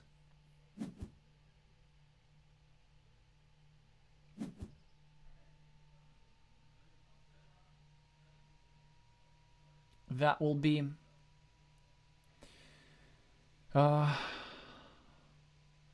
negated. So now red is winning here for sure. Like, I can't even count. And now there is only one correct move. And this is the one. But red wins the coin flip and wins the game. Which means that Mexico still has chances in the match, which is good for us because we get to watch more Carcassonne. Okay, so I would probably like to catch up on one of the other matches. Wait, Catalonia, Hungary. Oh, this is such a Carcassonne night. I'm not sure if we're going to have time for everything, but, you know, why not?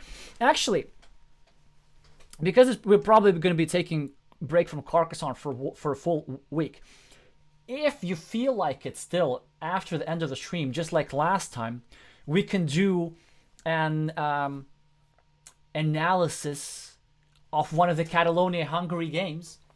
And also we can test the scripts. I finally installed a tile counting script, which is used for analysis only. Don't worry, it doesn't even work if you try to turn it off during a game.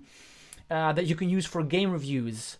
I think David from Spain, Estroncio, programmed that.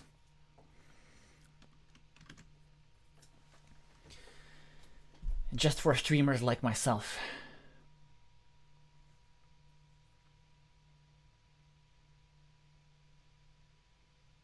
Well, now what Reds could do is just score an extra point by connecting these two bits. And then just make sure nothing extraordinary happens. Oh, well, actually, wait a second. So black was at plus 16 because it was a plus 10. But then he deployed this meeple. And this city will give red plus 1, 2, 3, 4, 5, 6, 7, 8, 9, 10, 11, 12, 13, 15. Why did I say 13, 15? 13, 14, 15, 16, 17. Okay, so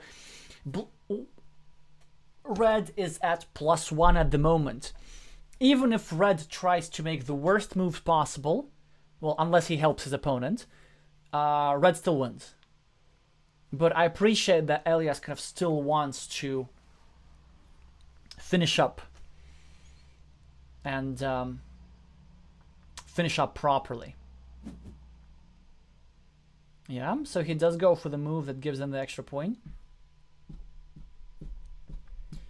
And there's nothing much recommend for black. Well, black could in theory try to connect to here, to here, to here, to grab an extra point for his field over here, an extra city, so an extra 3 points.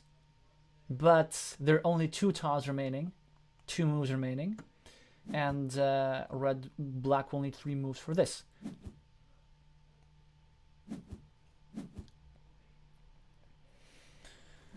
Okay, so I think red is at plus 5, now plus 3. And red will take a 3-point road because there's nothing better left to do. No, there's a 4-point road.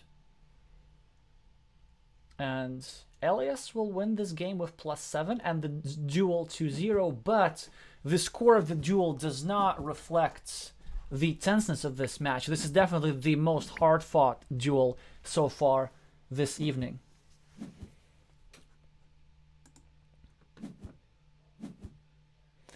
Oh, I love the spirit here.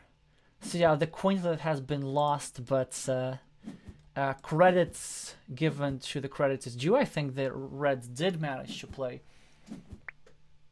very well.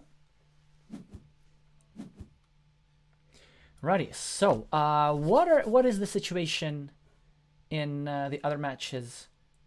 Plus 8. Sorry, I miscounted again.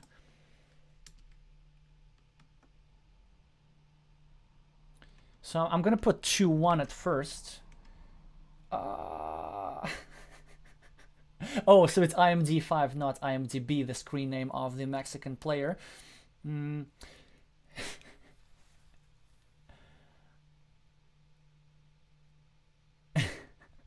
Did I say, Edges, did I say that the script doesn't work for real life games? I probably meant to say that it doesn't work for real-time games, and of course, yes, I was curious, as everybody was. KK Spam, the source code is shared, actually. It's on GitHub, it's public access. And I have no idea, I really don't know how it works, but you better ask David from Spain. All right, Mexico, Belgium 2-2, great, we have these 3-2 matches.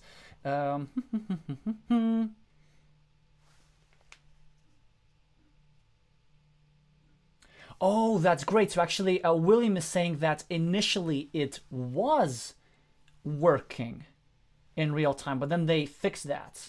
Oh, the sword is hidden. Interesting. Then I have the wrong information. Anybody, I love the script. Okay, we're gonna need to try and use it a little bit. All right, so 2-2. But who won? Is Rally 8 still playing, or did Rally 8 lose? Yeah, so Mexico won. What's the remaining pair? Come on, help me out. Oh, Daniel Ayala, of course, who used to be the Mexican champion a couple years ago.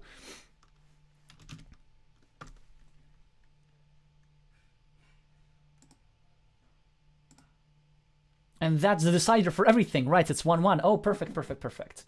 So let me just update the score in a second. And we'll also have a close match, but with some equal advantages. Okay, so it's going to take us a while to make sense of this position. But I'm going to do my best.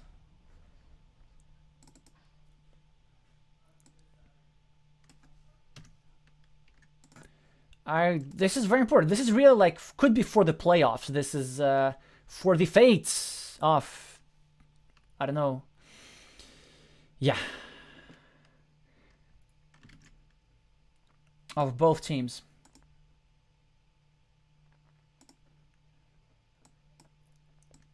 Alrighty, so what are we having? We're having Daniel with 4 extra points and an extra meeple.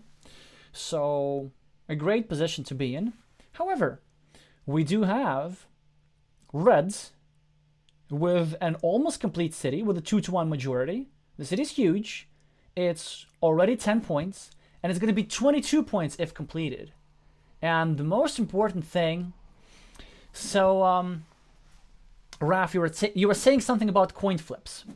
Well, the good news for Red and the terrifying news for Blue is that Red has a 50% chance of winning the game outright because there are 3 tiles that are left, that in theory can suit in this hole. However, one is over here at the bottom, which means that 1 is remaining in the deck and waiting for its turn to be played. So what Blue should start thinking about is like, how do they get compensation? Blue will probably win this game if Red does not complete a city. So Blue should be thinking, how can he extract some extra probability points to tip the probability of winning to over 50%, planning for the scenario where Red does get to complete a city. Well, one way to do that is, I think, first of all, to save his road from attack, add an extra point, and maybe grab this 9-point field. It looks very nice. Usually, by the way, if you're not sure when to take fields, 9 points is a safe threshold. Like, a few fields are going to be as good as that. Because 9 points is like, there's no feature that you can score this many in just a couple of moves.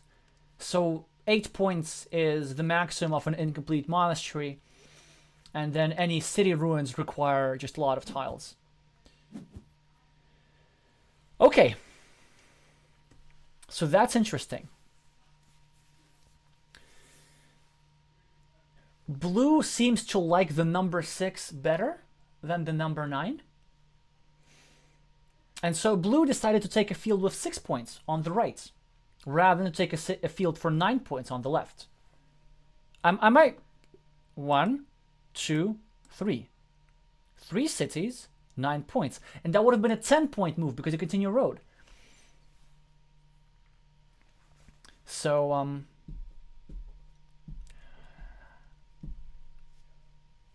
So 4-point difference in his move. But the problem over here is not only that Blue is taking this 6 points instead of 9, is he's leaving the 9-point field up for grabs. That's another problem.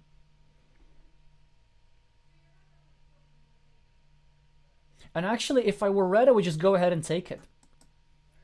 So you put a meeple over here, you threaten the road, just like on the left a little bit. And then Red still has a couple of places on the map where he can get his meeple back. So spending a couple of moves without meeples is not such a big problem.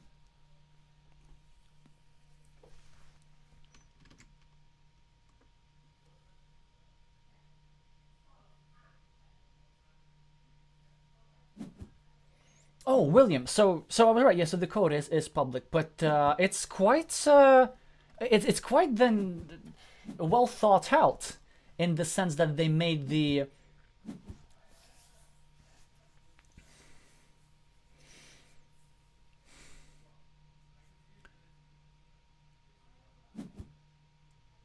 code a little bit harder to tamper with, just to encourage players to play more fairly. Well, I guess the unfortunate situation is that there are plenty of other scripts, and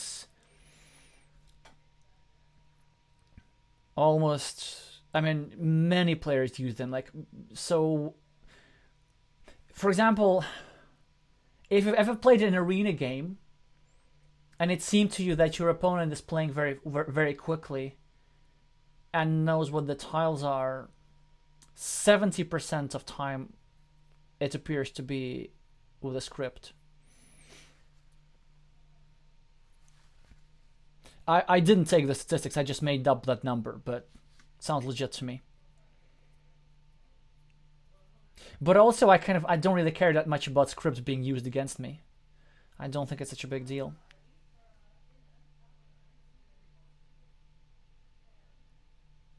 Red has a difficult move. Ideal, of course, Red would want to find a chance how to win the game without completing a city, but it's really hard. So I really... not sure how he's going to do that. So of course he needs a meeple. But the thing is, you really, really want to be the first one to take this 7-point road.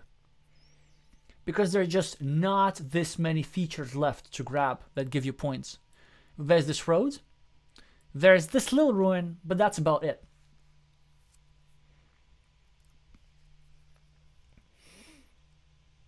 But the problem with this move, if you grab this road, then you make it a little bit harder for yourself to complete the city, or at least you create an attacking point. So probably this move is worth spending a full 2 minutes on. Probably too early to gamble with the field connection over here. But on the other hand, you need to find a move with value, and Red just didn't. Yeah, and that's the problem. So now Blue's gonna grab this road, which is just the only...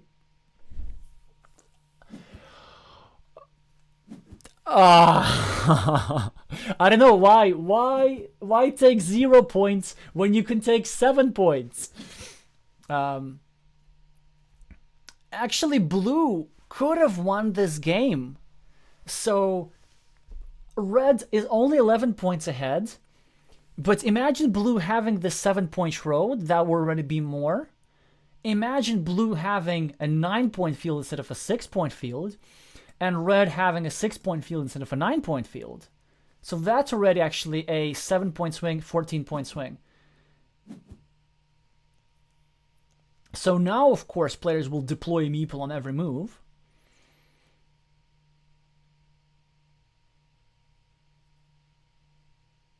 Hold on a second. Well, Blue still has this 10-point advantage in this mini battle.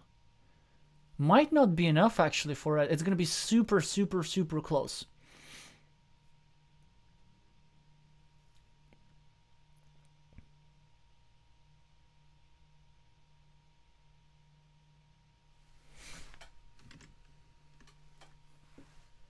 Oh, hi Maris. Alright, the predictions. Oh, I love the prediction because it includes Latvia, first place Japan, second Romania, third place Latvia, fourth place China.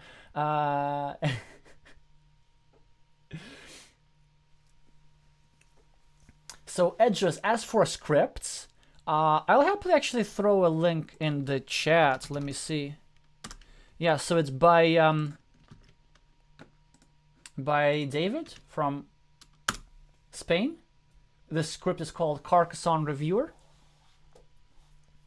And just send you on link. Okay, so William is now trying to educate me on coding stuff, which I admit I'm not very knowledgeable about.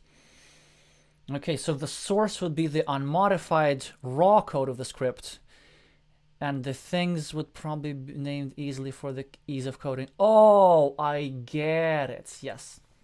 No. Hi again, Raf. Yeah, we watched your game. Seriously, well played. Both was very interesting to watch. Yeah, actually, definitely my favorite game so far of the night. So despite the 2-0 loss, you know, don't beat yourself up about it.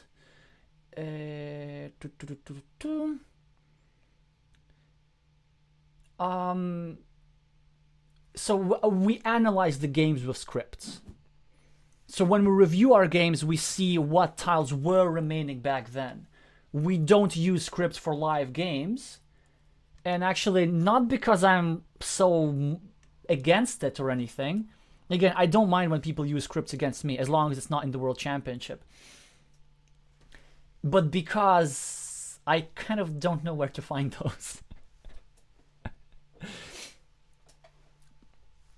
I used to practice playing with a tile counter, which is a bit differently from the script. You know, that's the one that everybody knows on the ampli.fi, where you just click the tile and then the tile disappears from the list. It requires like actually some manual involvement, and it is possible to miscount as well. And I do believe such practice is useful because it doesn't make you better at counting tiles, but it makes you better at understanding when to count tiles and how to use this information. So I definitely recommend this kind of practice.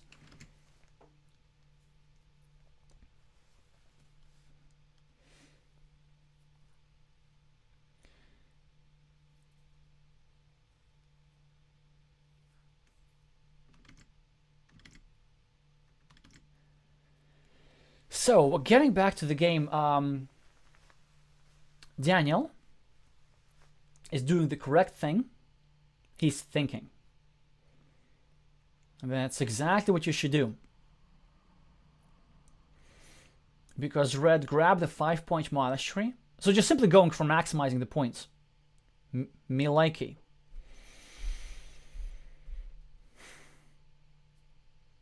Red is very much hoping for a road tile. Blue is also hoping for a road tile, but blue had the road tile, blue didn't take the road tile. Instead going for 4 points, and it looks like it's the victory tile for Belgium. I'm not sure, anything could happen. I may be massively miscounting the points. Actually, maybe I should count them properly now. Yeah, let's do that. But in the meantime, what I think is going to happen is that red is going to complete a city and drop a field meeple, and this move will be worth +6. But before that, so red is +11. These two in this mini battle, red has -1. So red is at a +10. In this mini battle, red is -10. So it is completely equal. In this mini battle, crucial, the one we talked about, red is +3, 9 versus 6. It could have been the other way. So red is at +3, but black, yeah, I named all the wrong colors. Blue has 4 points, so which means that blue is now at +1, but red has 1 point over here. So, oh, the situation now is completely equal, and red is trying very hard to lose this game, I think. Although I may be wrong, but why not score 6 points when you can score 6 points? I don't know. Maybe they know something about the tile that I don't, but like what you should really be thinking is how to win this game. Of course, if red can connect, is able to connect here, then red will definitely win this game. But the problem that I have with this move is that what if it's not successful? Then you spend a meeple on 3 points where you could have gotten 6 points with no meeple investment. Okay, so red knew the tiles. That's good. So reds knew what they were doing, because there were at least 2 tiles that fit here, which gave them like a very high chance to win. Yeah, excellent idea actually.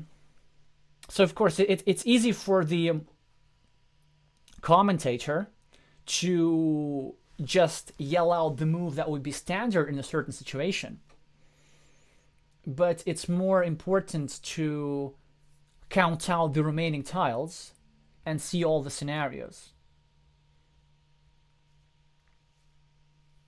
It still does seem to me that probably my suggestion may have been a bit better, because this was a high chance my suggestion might have given him 100%.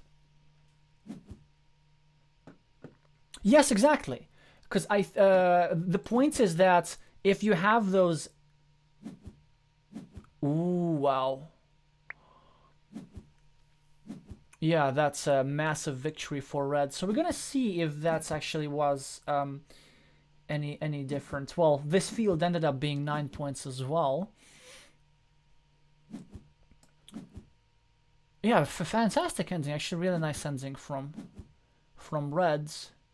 I'm just trying to figure out. So, no, of course, this connection is great. Like, there are two tiles remaining. There was at least a 75% chance, probably even more. It's a little bit late for me to count, hard to count.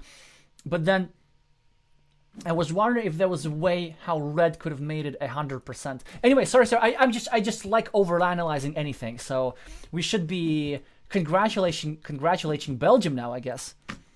Let's just see how many points. I think around 10 or something. 10, exactly. Yeah, so at least now I didn't miscount. So plus 10 for Reds as a result of the city. Hard-fought match. Congratulations to Team Belgium. Yeah, and, you know, hope Mexico you can catch up. Definitely great match. Has to be, yeah, nice continuation of the evening. So, I am getting kind of tired, as I think as you're all, as we had 2 matches which are finished with 3-2. But do you know if Catalonia is still playing?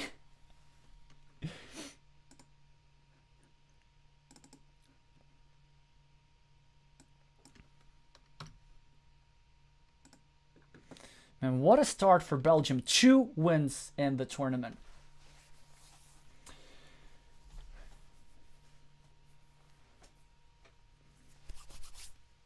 Alrighty. How do we do this? Lineups. Let's have a look at the lineups. Alrighty. How do we do this? Lineups.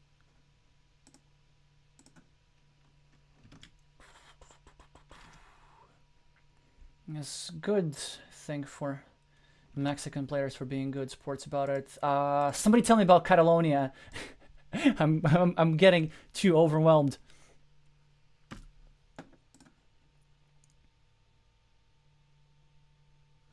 And let's just see real quick.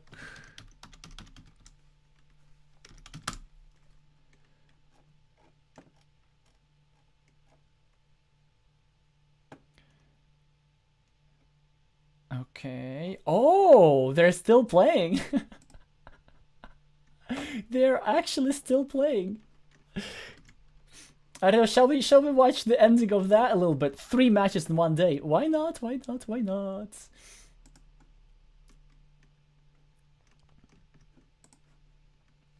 2-2. Oh, that's awesome.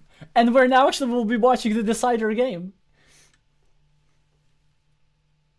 Oh, great question, Elias. Yeah, I was also wondering, so actually, what in Team Belgium, how many of you are from the French-speaking part and how many are from the Flemish-speaking part? I kind of suspect the answer based on your first name, but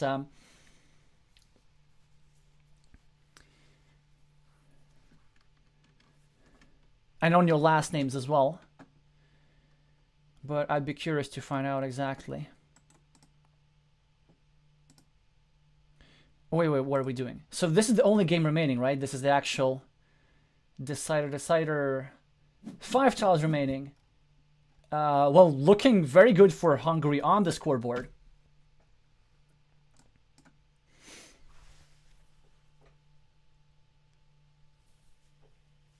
Looking very good for green on the field. Red decided that winning on the scoreboard is not enough.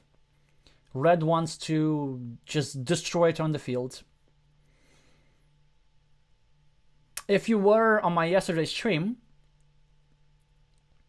you might have heard me mention the tale by Alexander Pushkin about the lady who had unlimited wishes from a goldfish.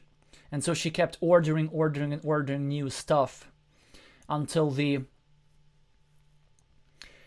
goldfish decided that's too much and just canceled all the wishes and reset everything.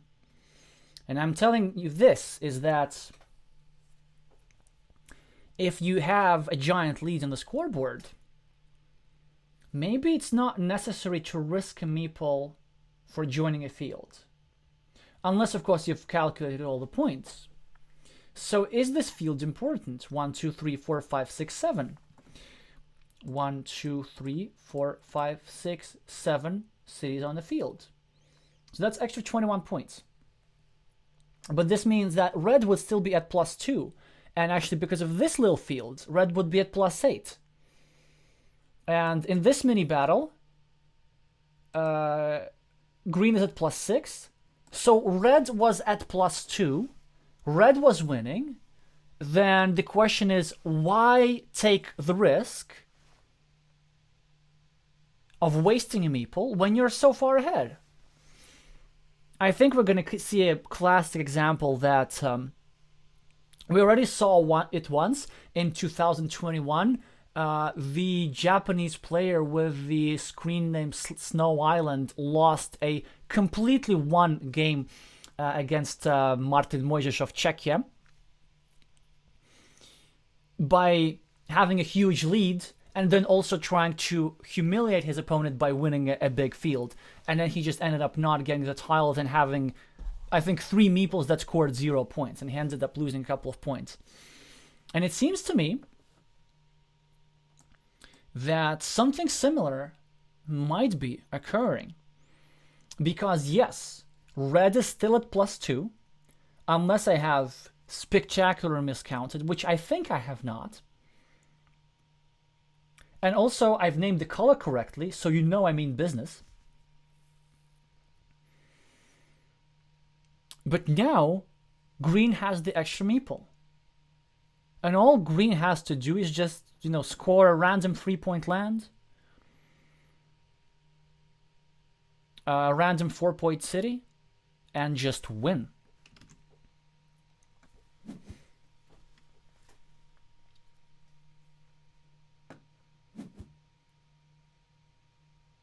Oh, Nicholas, interesting. So you do have somebody from the sort of who speaks French, Belgium, French natively. So I would be able to communicate in the native language of at least one person on your team.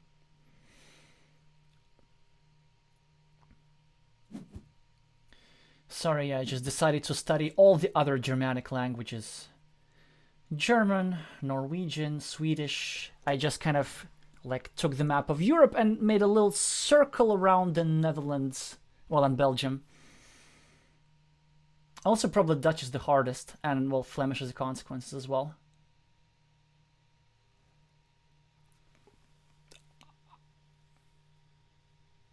So you see now just red trying to risk it super hard to connect through a monastery.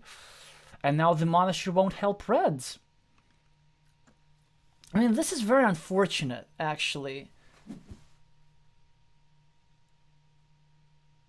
Well, also, green having the better draws. Green is currently at +2, I think. Because he was at -2, then now he's at +2. Green is going to take 5 points for the city. Green is going to win with +7. I hope at least now I calculated correctly. But these meeples with 0 points, it's not hard to score 7 points with 2 meeples. So yeah, you see that actually red even got his tile, but that wasn't enough. Because green was there to block on time. And of course he was, because there were still 2 blocker tiles remaining.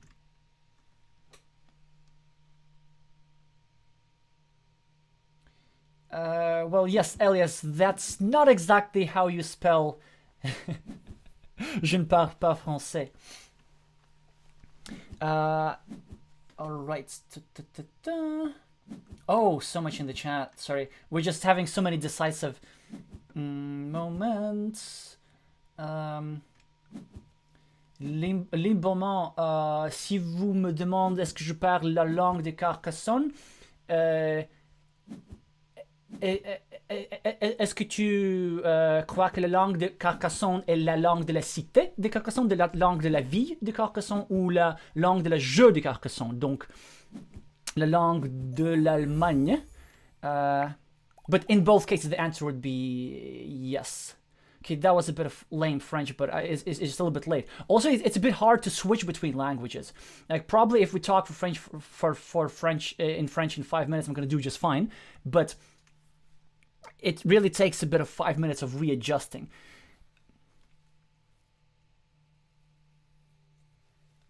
Well, Elias, your Dutch is already better than mine.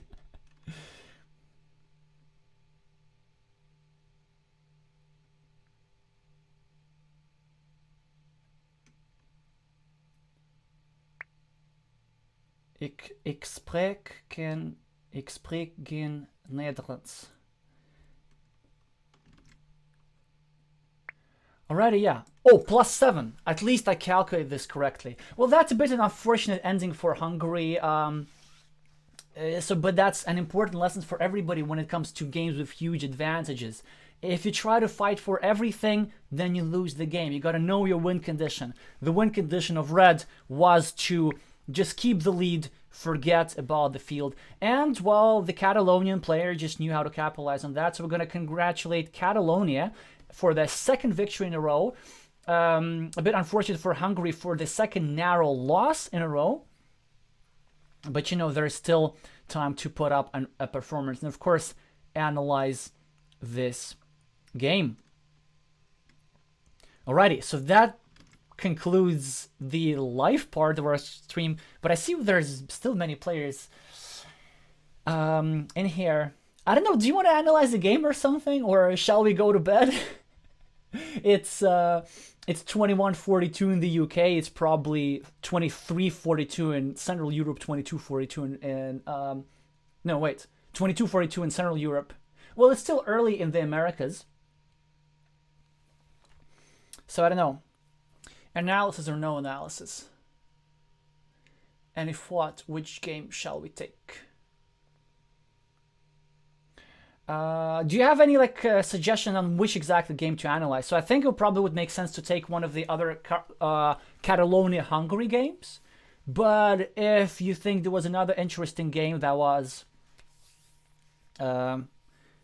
evaded my stream,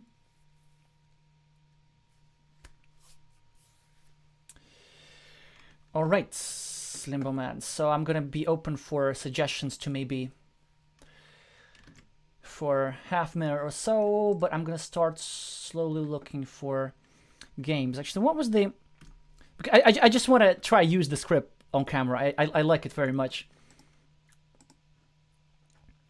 Because, so we did an analysis on my last stream when after the main match of the day ended, when the Catalonia Czechia ended, we did a bit of Chile, Romania, but I just kept miscounting all the tiles and saying everything wrong. So lineups.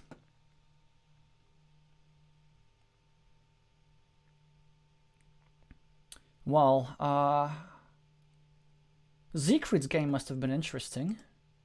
I would expect that.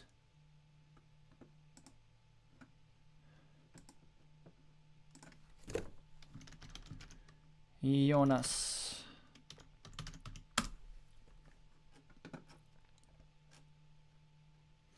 So they did end up winning. Oh, and they end up winning. Actually, let's have a look at the one that they lost because it was the closest one. And also because we should probably feature the game of the team that won. All right, but let me just look for some suggestions.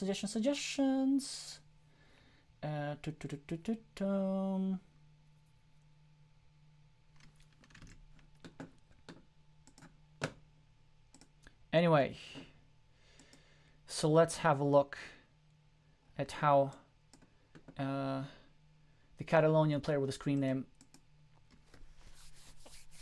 Omen Diaz was winning and contributing to victory against Hungary. Here we are. All right, let's go.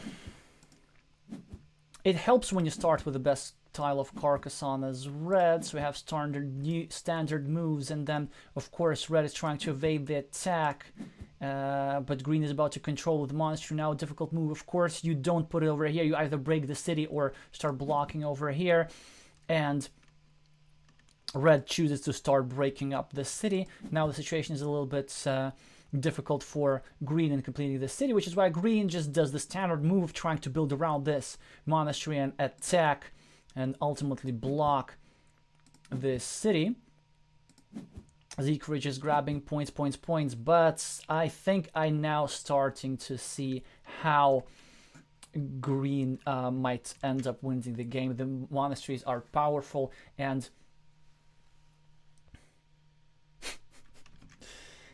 are hard to play against.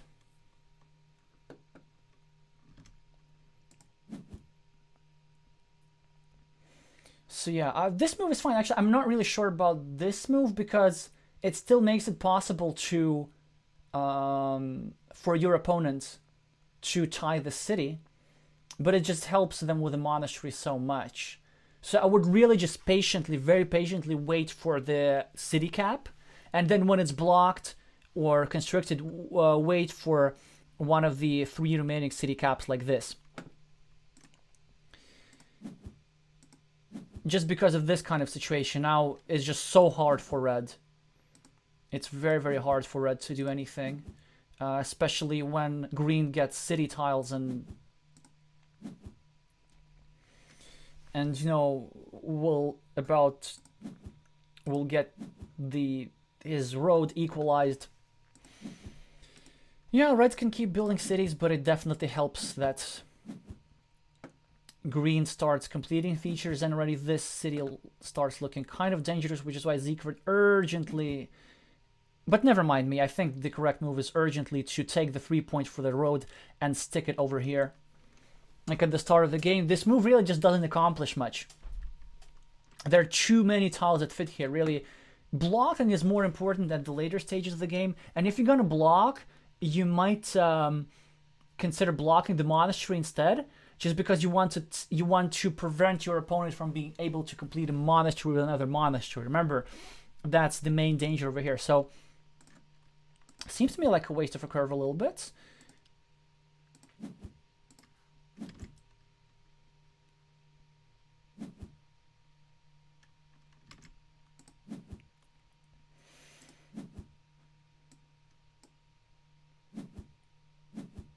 So still, I wonder how it ended up so close, because it just looks like such a massive, massive lead.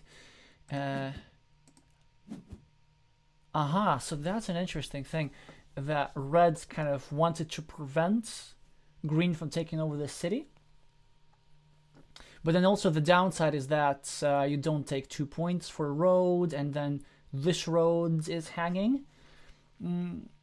So you might even consider this move, but meepling the road, and I start like really liking it a lot.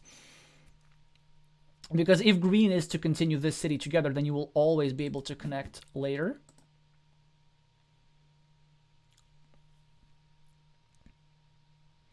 Interesting decision by Green. I would have just continued my city, but okay.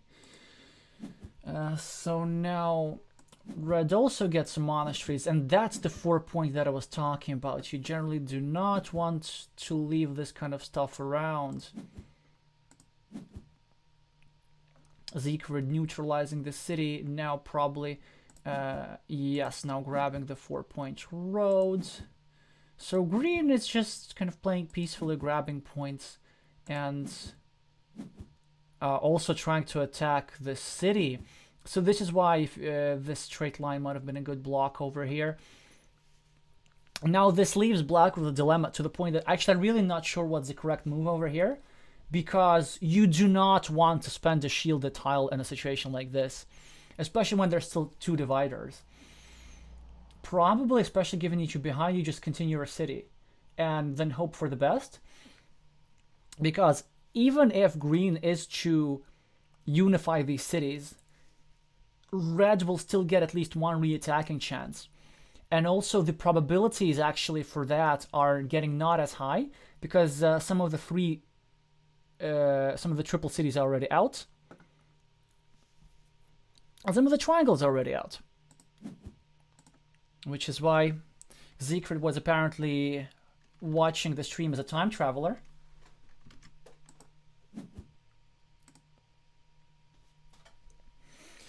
I might have considered meeple this. Doesn't matter that it's the last meeple, you can still get one later. So a bit of a conservative play from green. And as you see, it's almost finished.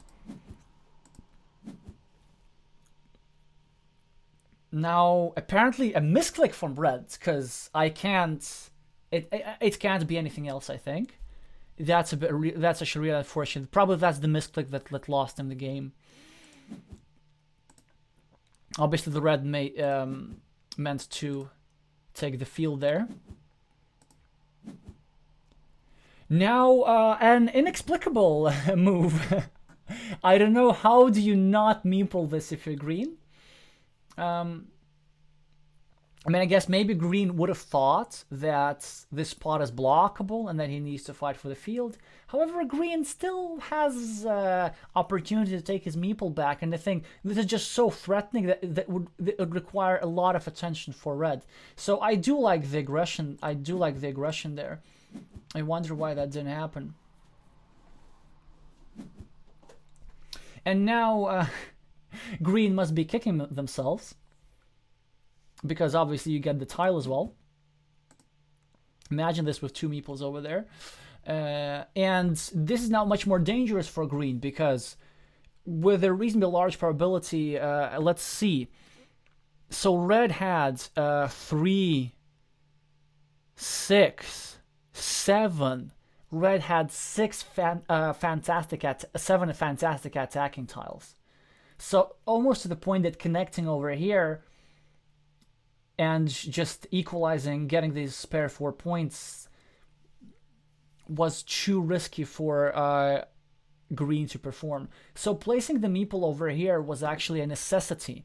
So sometimes being really aggressive is not so much for the sake of winning the city outright or winning the field outright. It's just making sure that your opponent doesn't. So fortunately for green, he just didn't get the tile that was necessary. And red, of course, has to immediately cover up. Now, super interesting situation for green. It's not obvious what you do here. I think there is a move that I like. And yes, this is the move that you're thinking. Yes, it's only 50%, but the impact is huge.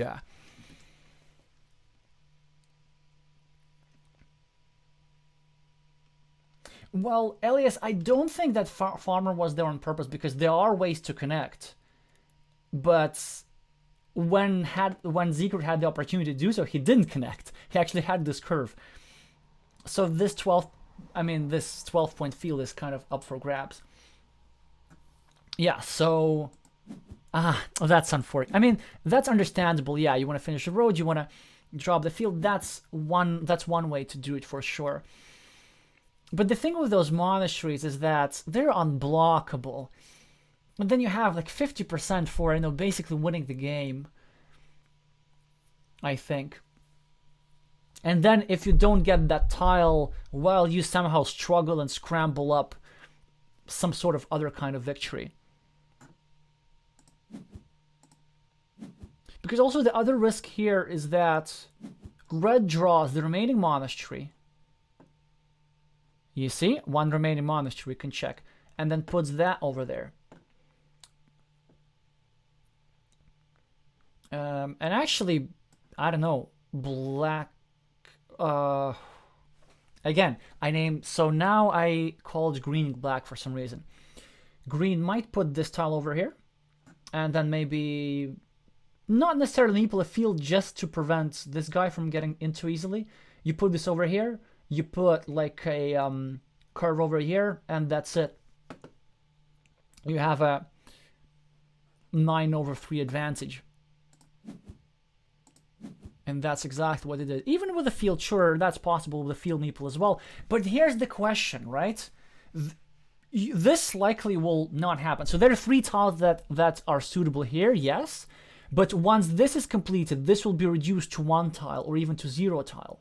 So you're willing to commit a meeple on a 6-point field, but you're not willing to commit a meeple on an 8-point monastery, with a chance of getting that meeple back. So I very often see this, and I don't quite understand. Oh, William Prime, excellent question. I do not listen to... No, sometimes I do listen to music. But because I'm a musician myself, I'm a composer, music is too much of a distraction for me sometimes. So background music is just not a thing for me. And I listen to music only when I play relatively easy games, or when I'm kind of confident in my position already so that I can afford to do that. In order to listen to something for a background, I actually listen to interviews or to podcasts or something with human speech. This usually helps. And then if I need to, or if I'm trailing down by points, I actually stop the recording and then try to focus, calculate real hard.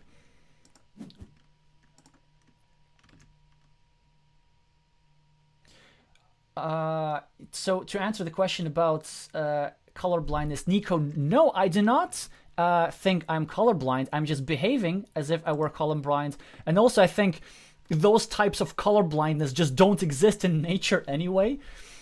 The ones that I'm deploying over here. No, it's just some kind of linguistic programming in my brain going wrong. I can definitely see that I am naming the colors wrong, for sure. This is green, this is red, but I'm probably going to call this black and call this yellow.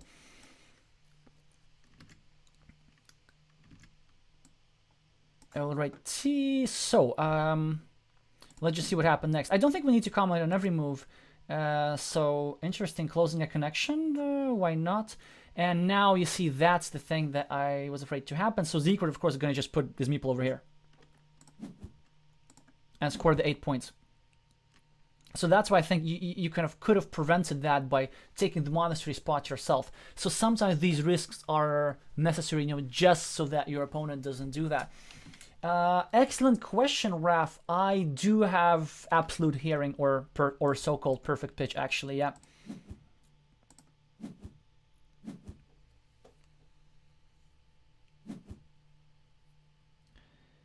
Yeah, and so Siegfried now, probably, I hope that at this time, Siegfried thought for a long time, and thought what was necessary for their win condition, and decided whether it's worth fighting for a field or not. It seems to me that this field might be necessary. So this meeple will be connected to this through one of the two remaining T-shaped crossroads. Wait. No. What am I doing wrong? It says that there's only one crossroads, right? Nope, there's two T-shaped crossroads. Never mind. Yeah, so we can use the script. We can see the information. So if I were Siegfried, I would probably just wait with the final decision for the win condition a little bit later, and then we just try to catch up on some points. Maybe take a city over here. But that depends on the number of city caps. Still a lot remaining. Some of them with the road, some of them without, which makes an immediate block impossible. So probably place it over here with the hope of completing it soon. So instead, Siegfried goes for the immediate connection and just decided he's going to fight for the field. With the meeple advantage, that's actually quite fine. But the thing, this meeple advantage is not a real meeple advantage. It's just a temporary advantage because green has a majority on the field. And the tally now is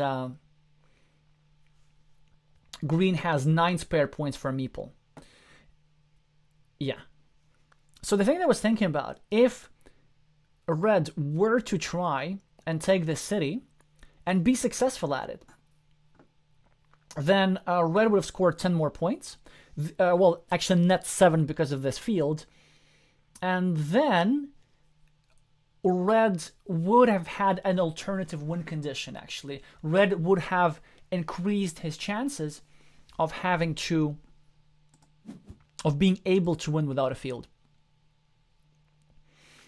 Great move by green over here, still keeping the hopes for a divider alive.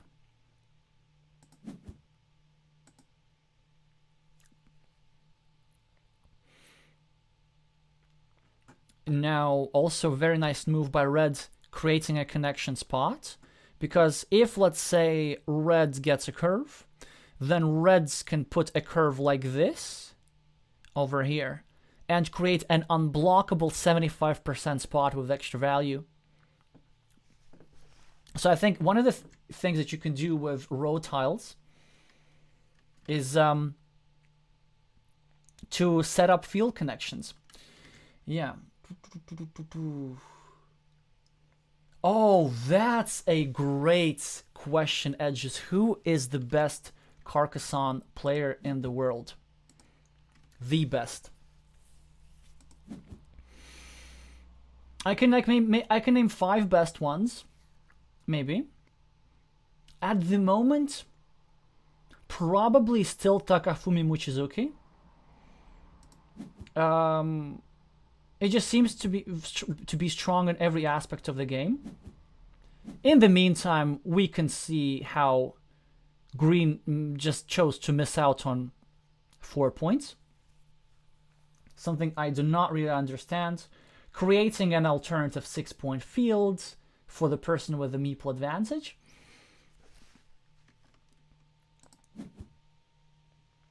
Red is actually managing to eliminate the threats of,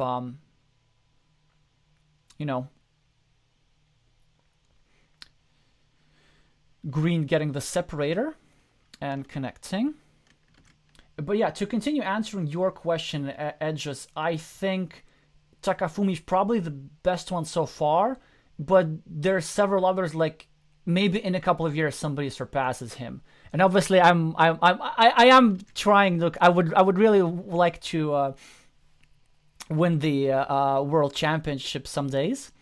So I'm preparing for the UK Championships now. We'll see how it goes.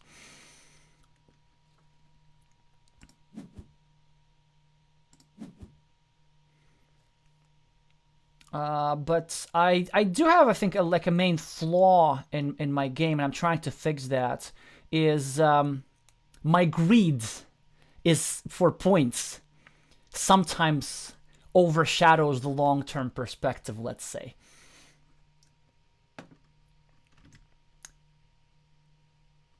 No, Ale Rosario, I do think this game is part of the WTCOC. We're just looking at Catalonia versus Hungary. Oh, we had more questions. What is my profession? So that's interesting. I am a composer. That's like first and foremost. I'm also a piano teacher and a composition teacher. Like I do that a lot, currently full-time basically. I have a degree in linguistics, as we can see green trying to block a field connection over here. Also, I was wondering, I think maybe just because red had so many meeples and the points advantage, red probably at this point can manage to win with the field if he gets the field. And I think with this move, it might be worth throwing a field meeple. Yes, this connection is kind of blockable, but at this point, you see, even now there's 3 straight lines, well, or straight line shapes that left to connect over here. And even if you remain with 0 meeples, you still have a couple of meeples to spare for an alternative win condition. And you would force your opponent to spend some resources over here. And probably what would happen is that your opponent would not block you for 100%. So because they were 2 tiles at that moment when red was putting the tile over here. There were 2 tiles that would enable green to block this connection. For example, if green were to get this straight line with the city, he could have put it like this and then eliminate. And there was also 1 straight line remaining at that point. But for example, if there were still many city tiles remaining, so if green gets something like this, he's completely helpless. He just has to wait and watch how red is going to get some sort of straight line and actually connect through here. So I think that was an opportunity for red to actually try and get frisky with the field a little bit here, because at some point you're going to have to take those risks anyway.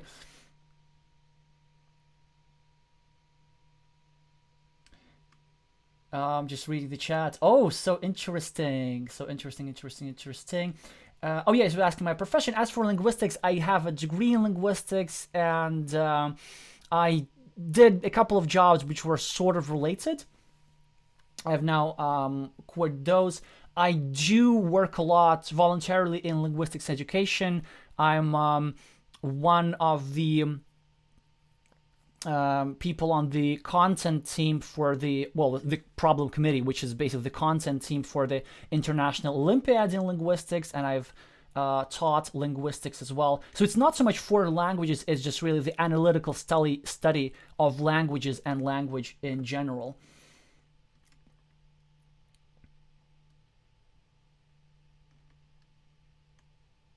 My favorite player. All right, let's do like this, like a bit of analysis, one question, a little bit of analysis, one question. So, yes, okay, so I like this. You see, so Siegfried was setting up. That's a really good idea. He was setting this up like 20 moves before, when he had this useless straight line, and he just had nowhere to put it. And now finally he gets these 75% for connection. Now I'm starting to feel that maybe green just got the 25%, because otherwise I just don't see him losing. Well, there's another opportunity to connect, by the way, because there's still two of those to fit over here. So if, let's say, green gets one of those, he can put a meeple over here and try to regain this field, and this field will likely be sufficient for victory.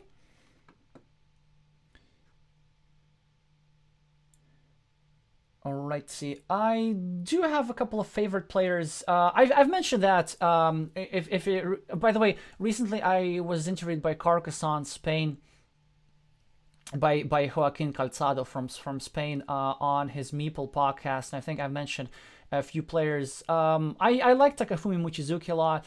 I like Melvin Quaresma for his greed, but also for his calculated greed. It's just very spectacular to watch. I also like Batal Albotev of Lithuania. I like Roman Stahl of Germany, who I think is a bit underrated as, in my view, by far the best player in Germany.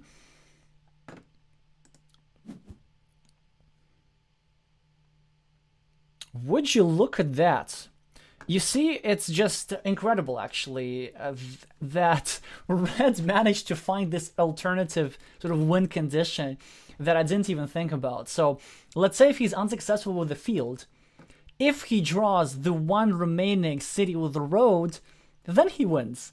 Because this city over here will be enough to win. So that's kind of how you try to think at the end of the game. You sort of really think in win probabilities, and you try to create as many different tiles as possible that guarantee you the win. And so now it's either one of those for Siegfried or this one. I mean, it could change a little bit depending on, maybe green manages to score some quick 4-point cities and then get this 9-point field somehow, but now this really looks like it's somehow heading red's way.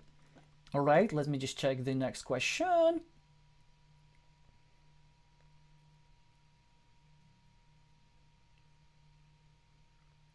How do I prepare for a championship? Yes, analyze games. Not so much playing, actually. Playing is not that useful, and if anything, it just gets your vigilance a little bit off, because it is very rare when you've played a lot of games when you get in really non-standard situations, unless you're playing a game with really short time control. When you're playing games, and especially fast games, you're kind of just reproducing what you already know. So I do study games. I do study games by other players, by strong players. So chances are like, so basically anybody who's above 700 on Board Game Arena, I've seen their games like on deliberately. Maybe even I went less than that.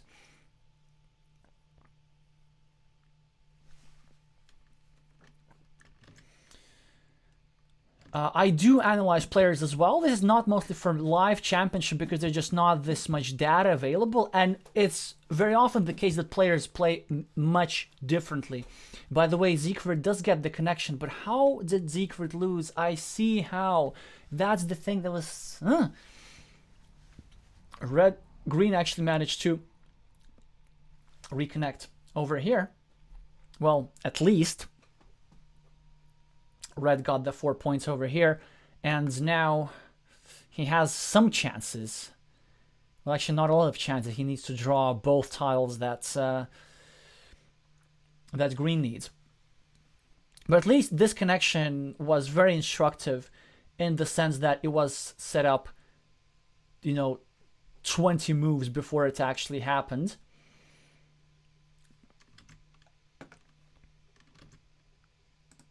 But yeah, so there's not much use in like analyzing players.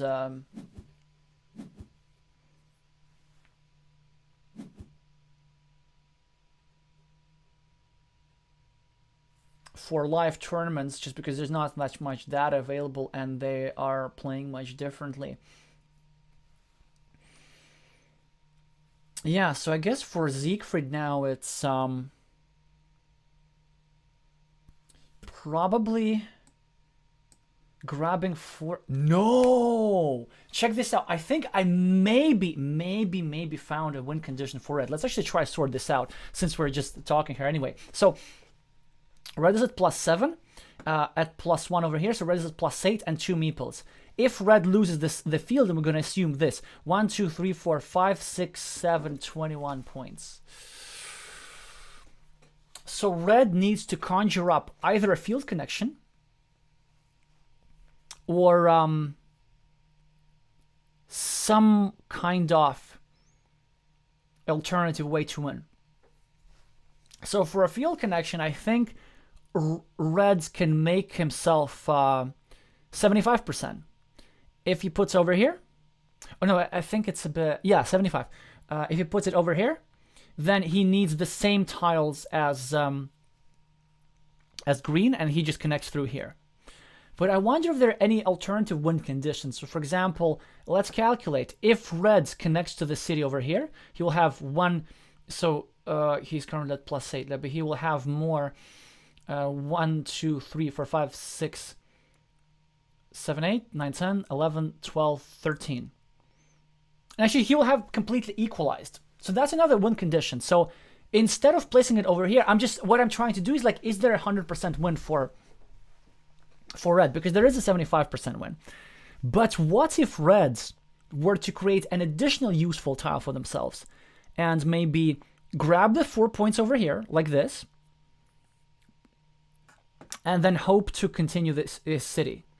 And so if he places it over here and then maybe connects there and then completes a city, so he will have scored like some 7 points over here. I don't know, it's a bit hard, but my point is that in these kind of positions, I really want to dig hard and see, okay, is there any way how I can win without connecting to the field? Because connecting to the field is always not 100%.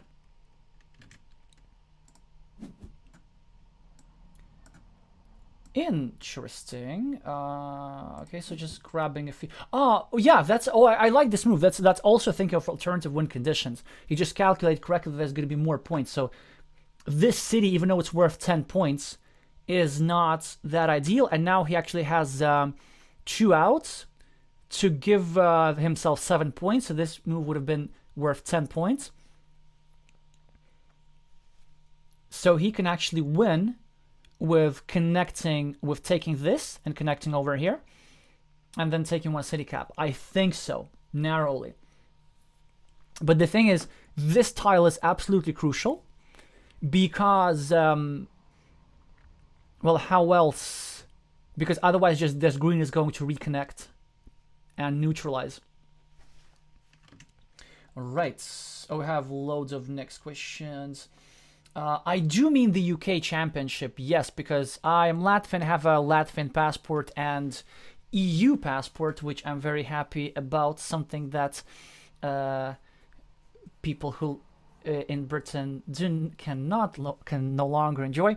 But I have been living in the UK for several years now. So first I moved here to study, to get my linguistics degree. And then kind of the series of jobs turned around. So I've been here for a few years. Staying here at least for a couple more years. We'll see what happens. And then I'm eligible to participate in either of the championships, but according to the championship rules, to the World Championship rules, you can only participate in one national championship. Otherwise, it's unfair to those who have connection to only one country, and they get only one shot in trying to qualify for Essen. And so it's really for practical reasons that I chose the UK, because I live here anyway. And that's what the organizers of the World Championship of Essen kind of prefer. So I'm allowed to participate for either country, but they prefer that players participate for the championship of the country in which they reside.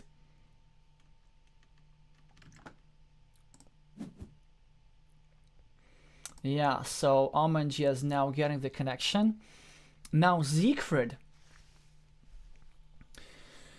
Very good question what to do with this tile.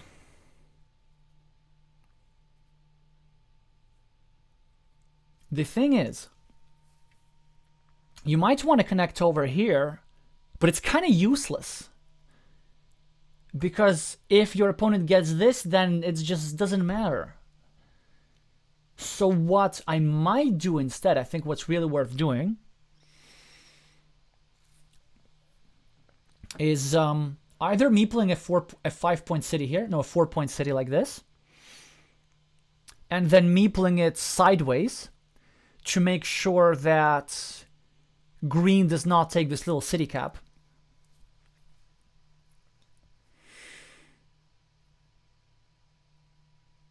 Yeah, or, you know, me pulling the 2-point city, hoping for the city cap. I think this move is best.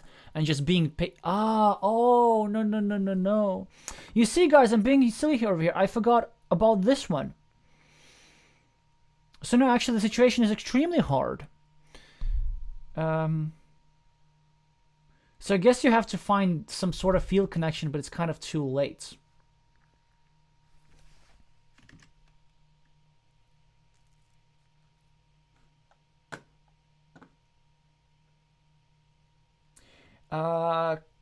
Yes, Ale, Catalonia 1-3-1. Everybody 1-3-1 today. So the Netherlands 1-3-2, and then Belgium 1-3-2, and Catalonia 1-3-2.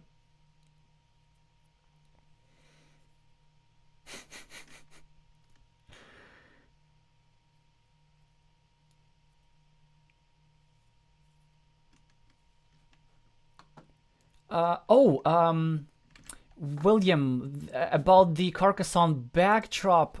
If interested, I can send you the link to the website, but it was actually a pre-existing design. I just forgot how the company was called. But I've been asking a lot of questions about this backdrop. Maybe I should like ask for a sponsorship. But yeah, I'm gonna look it up afterwards and send it to you if you're interested. They have all kinds of prints. Yeah, so he did choose to connect, which I think is good. And so he actually, yeah, so his chance was getting both of those. And now I think he definitely needs to go here to avoid giving 7 points to his opponent. Yep. Always following our advice. However, check what. So he still needs for Amendias not to connect over here, right? So maybe with some patience, if on the previous move he places this tile over here, then on his next move he places this tile over here, and only on the very last move that he's completely sure that green will not be able to connect, then with this tile he connects over here. So that was not a very high probability, but I think it might have been the only path. Yeah, so that was a good block in the sense that now green is able to get only 4 instead of 7 points. Oh, okay, so I guess there wasn't a sufficient chance anyway without this city cap. And we were in a very hard position. So now, of course, red will take these 5 points. But the reason I was making my previous comment is because actually, to maximize the number of the points received, instead of taking these 4 points for the city, green should have grabbed the 4 points over here for this city, knowing his opponent's last tile, so that the red cannot grab the 5 points over here. So in your final move, it's important not only to gain point scoring opportunities for yourself, but also take point scoring opportunities away from your opponent. And sometimes that's the only thing that matters, which is why check out my latest puzzle video. Yeah, it's from a couple months ago, but it's really about that if you haven't seen it. The UK Championship is on the 5th of June, so actually very soon. And it's going to be stronger than usual because everybody confirmed their participation. All the renewed UK team. Daniel Chard's going to be there. Van Gielim's going to be there. Ever's going to be there. So everybody's going to be there. Going to be lots of very hard and interesting games.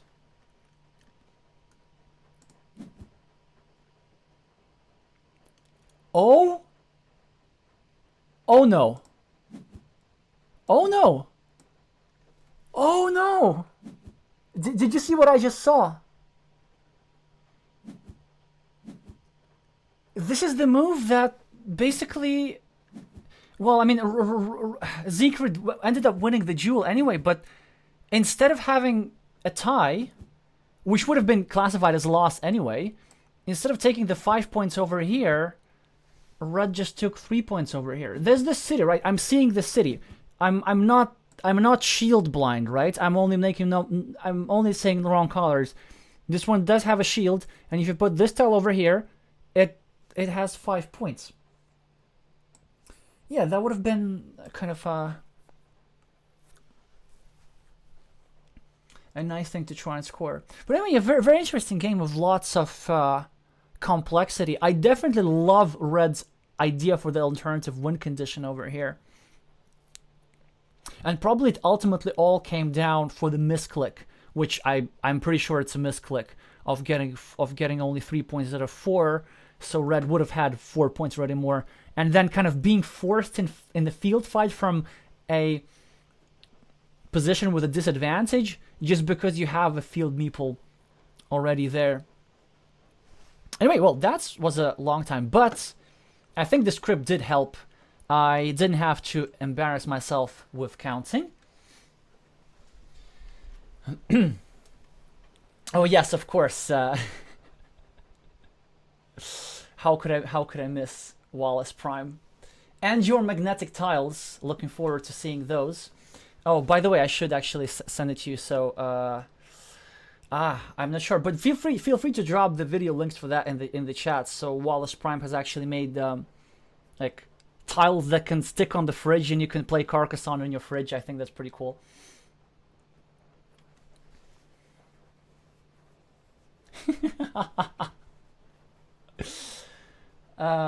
Yeah.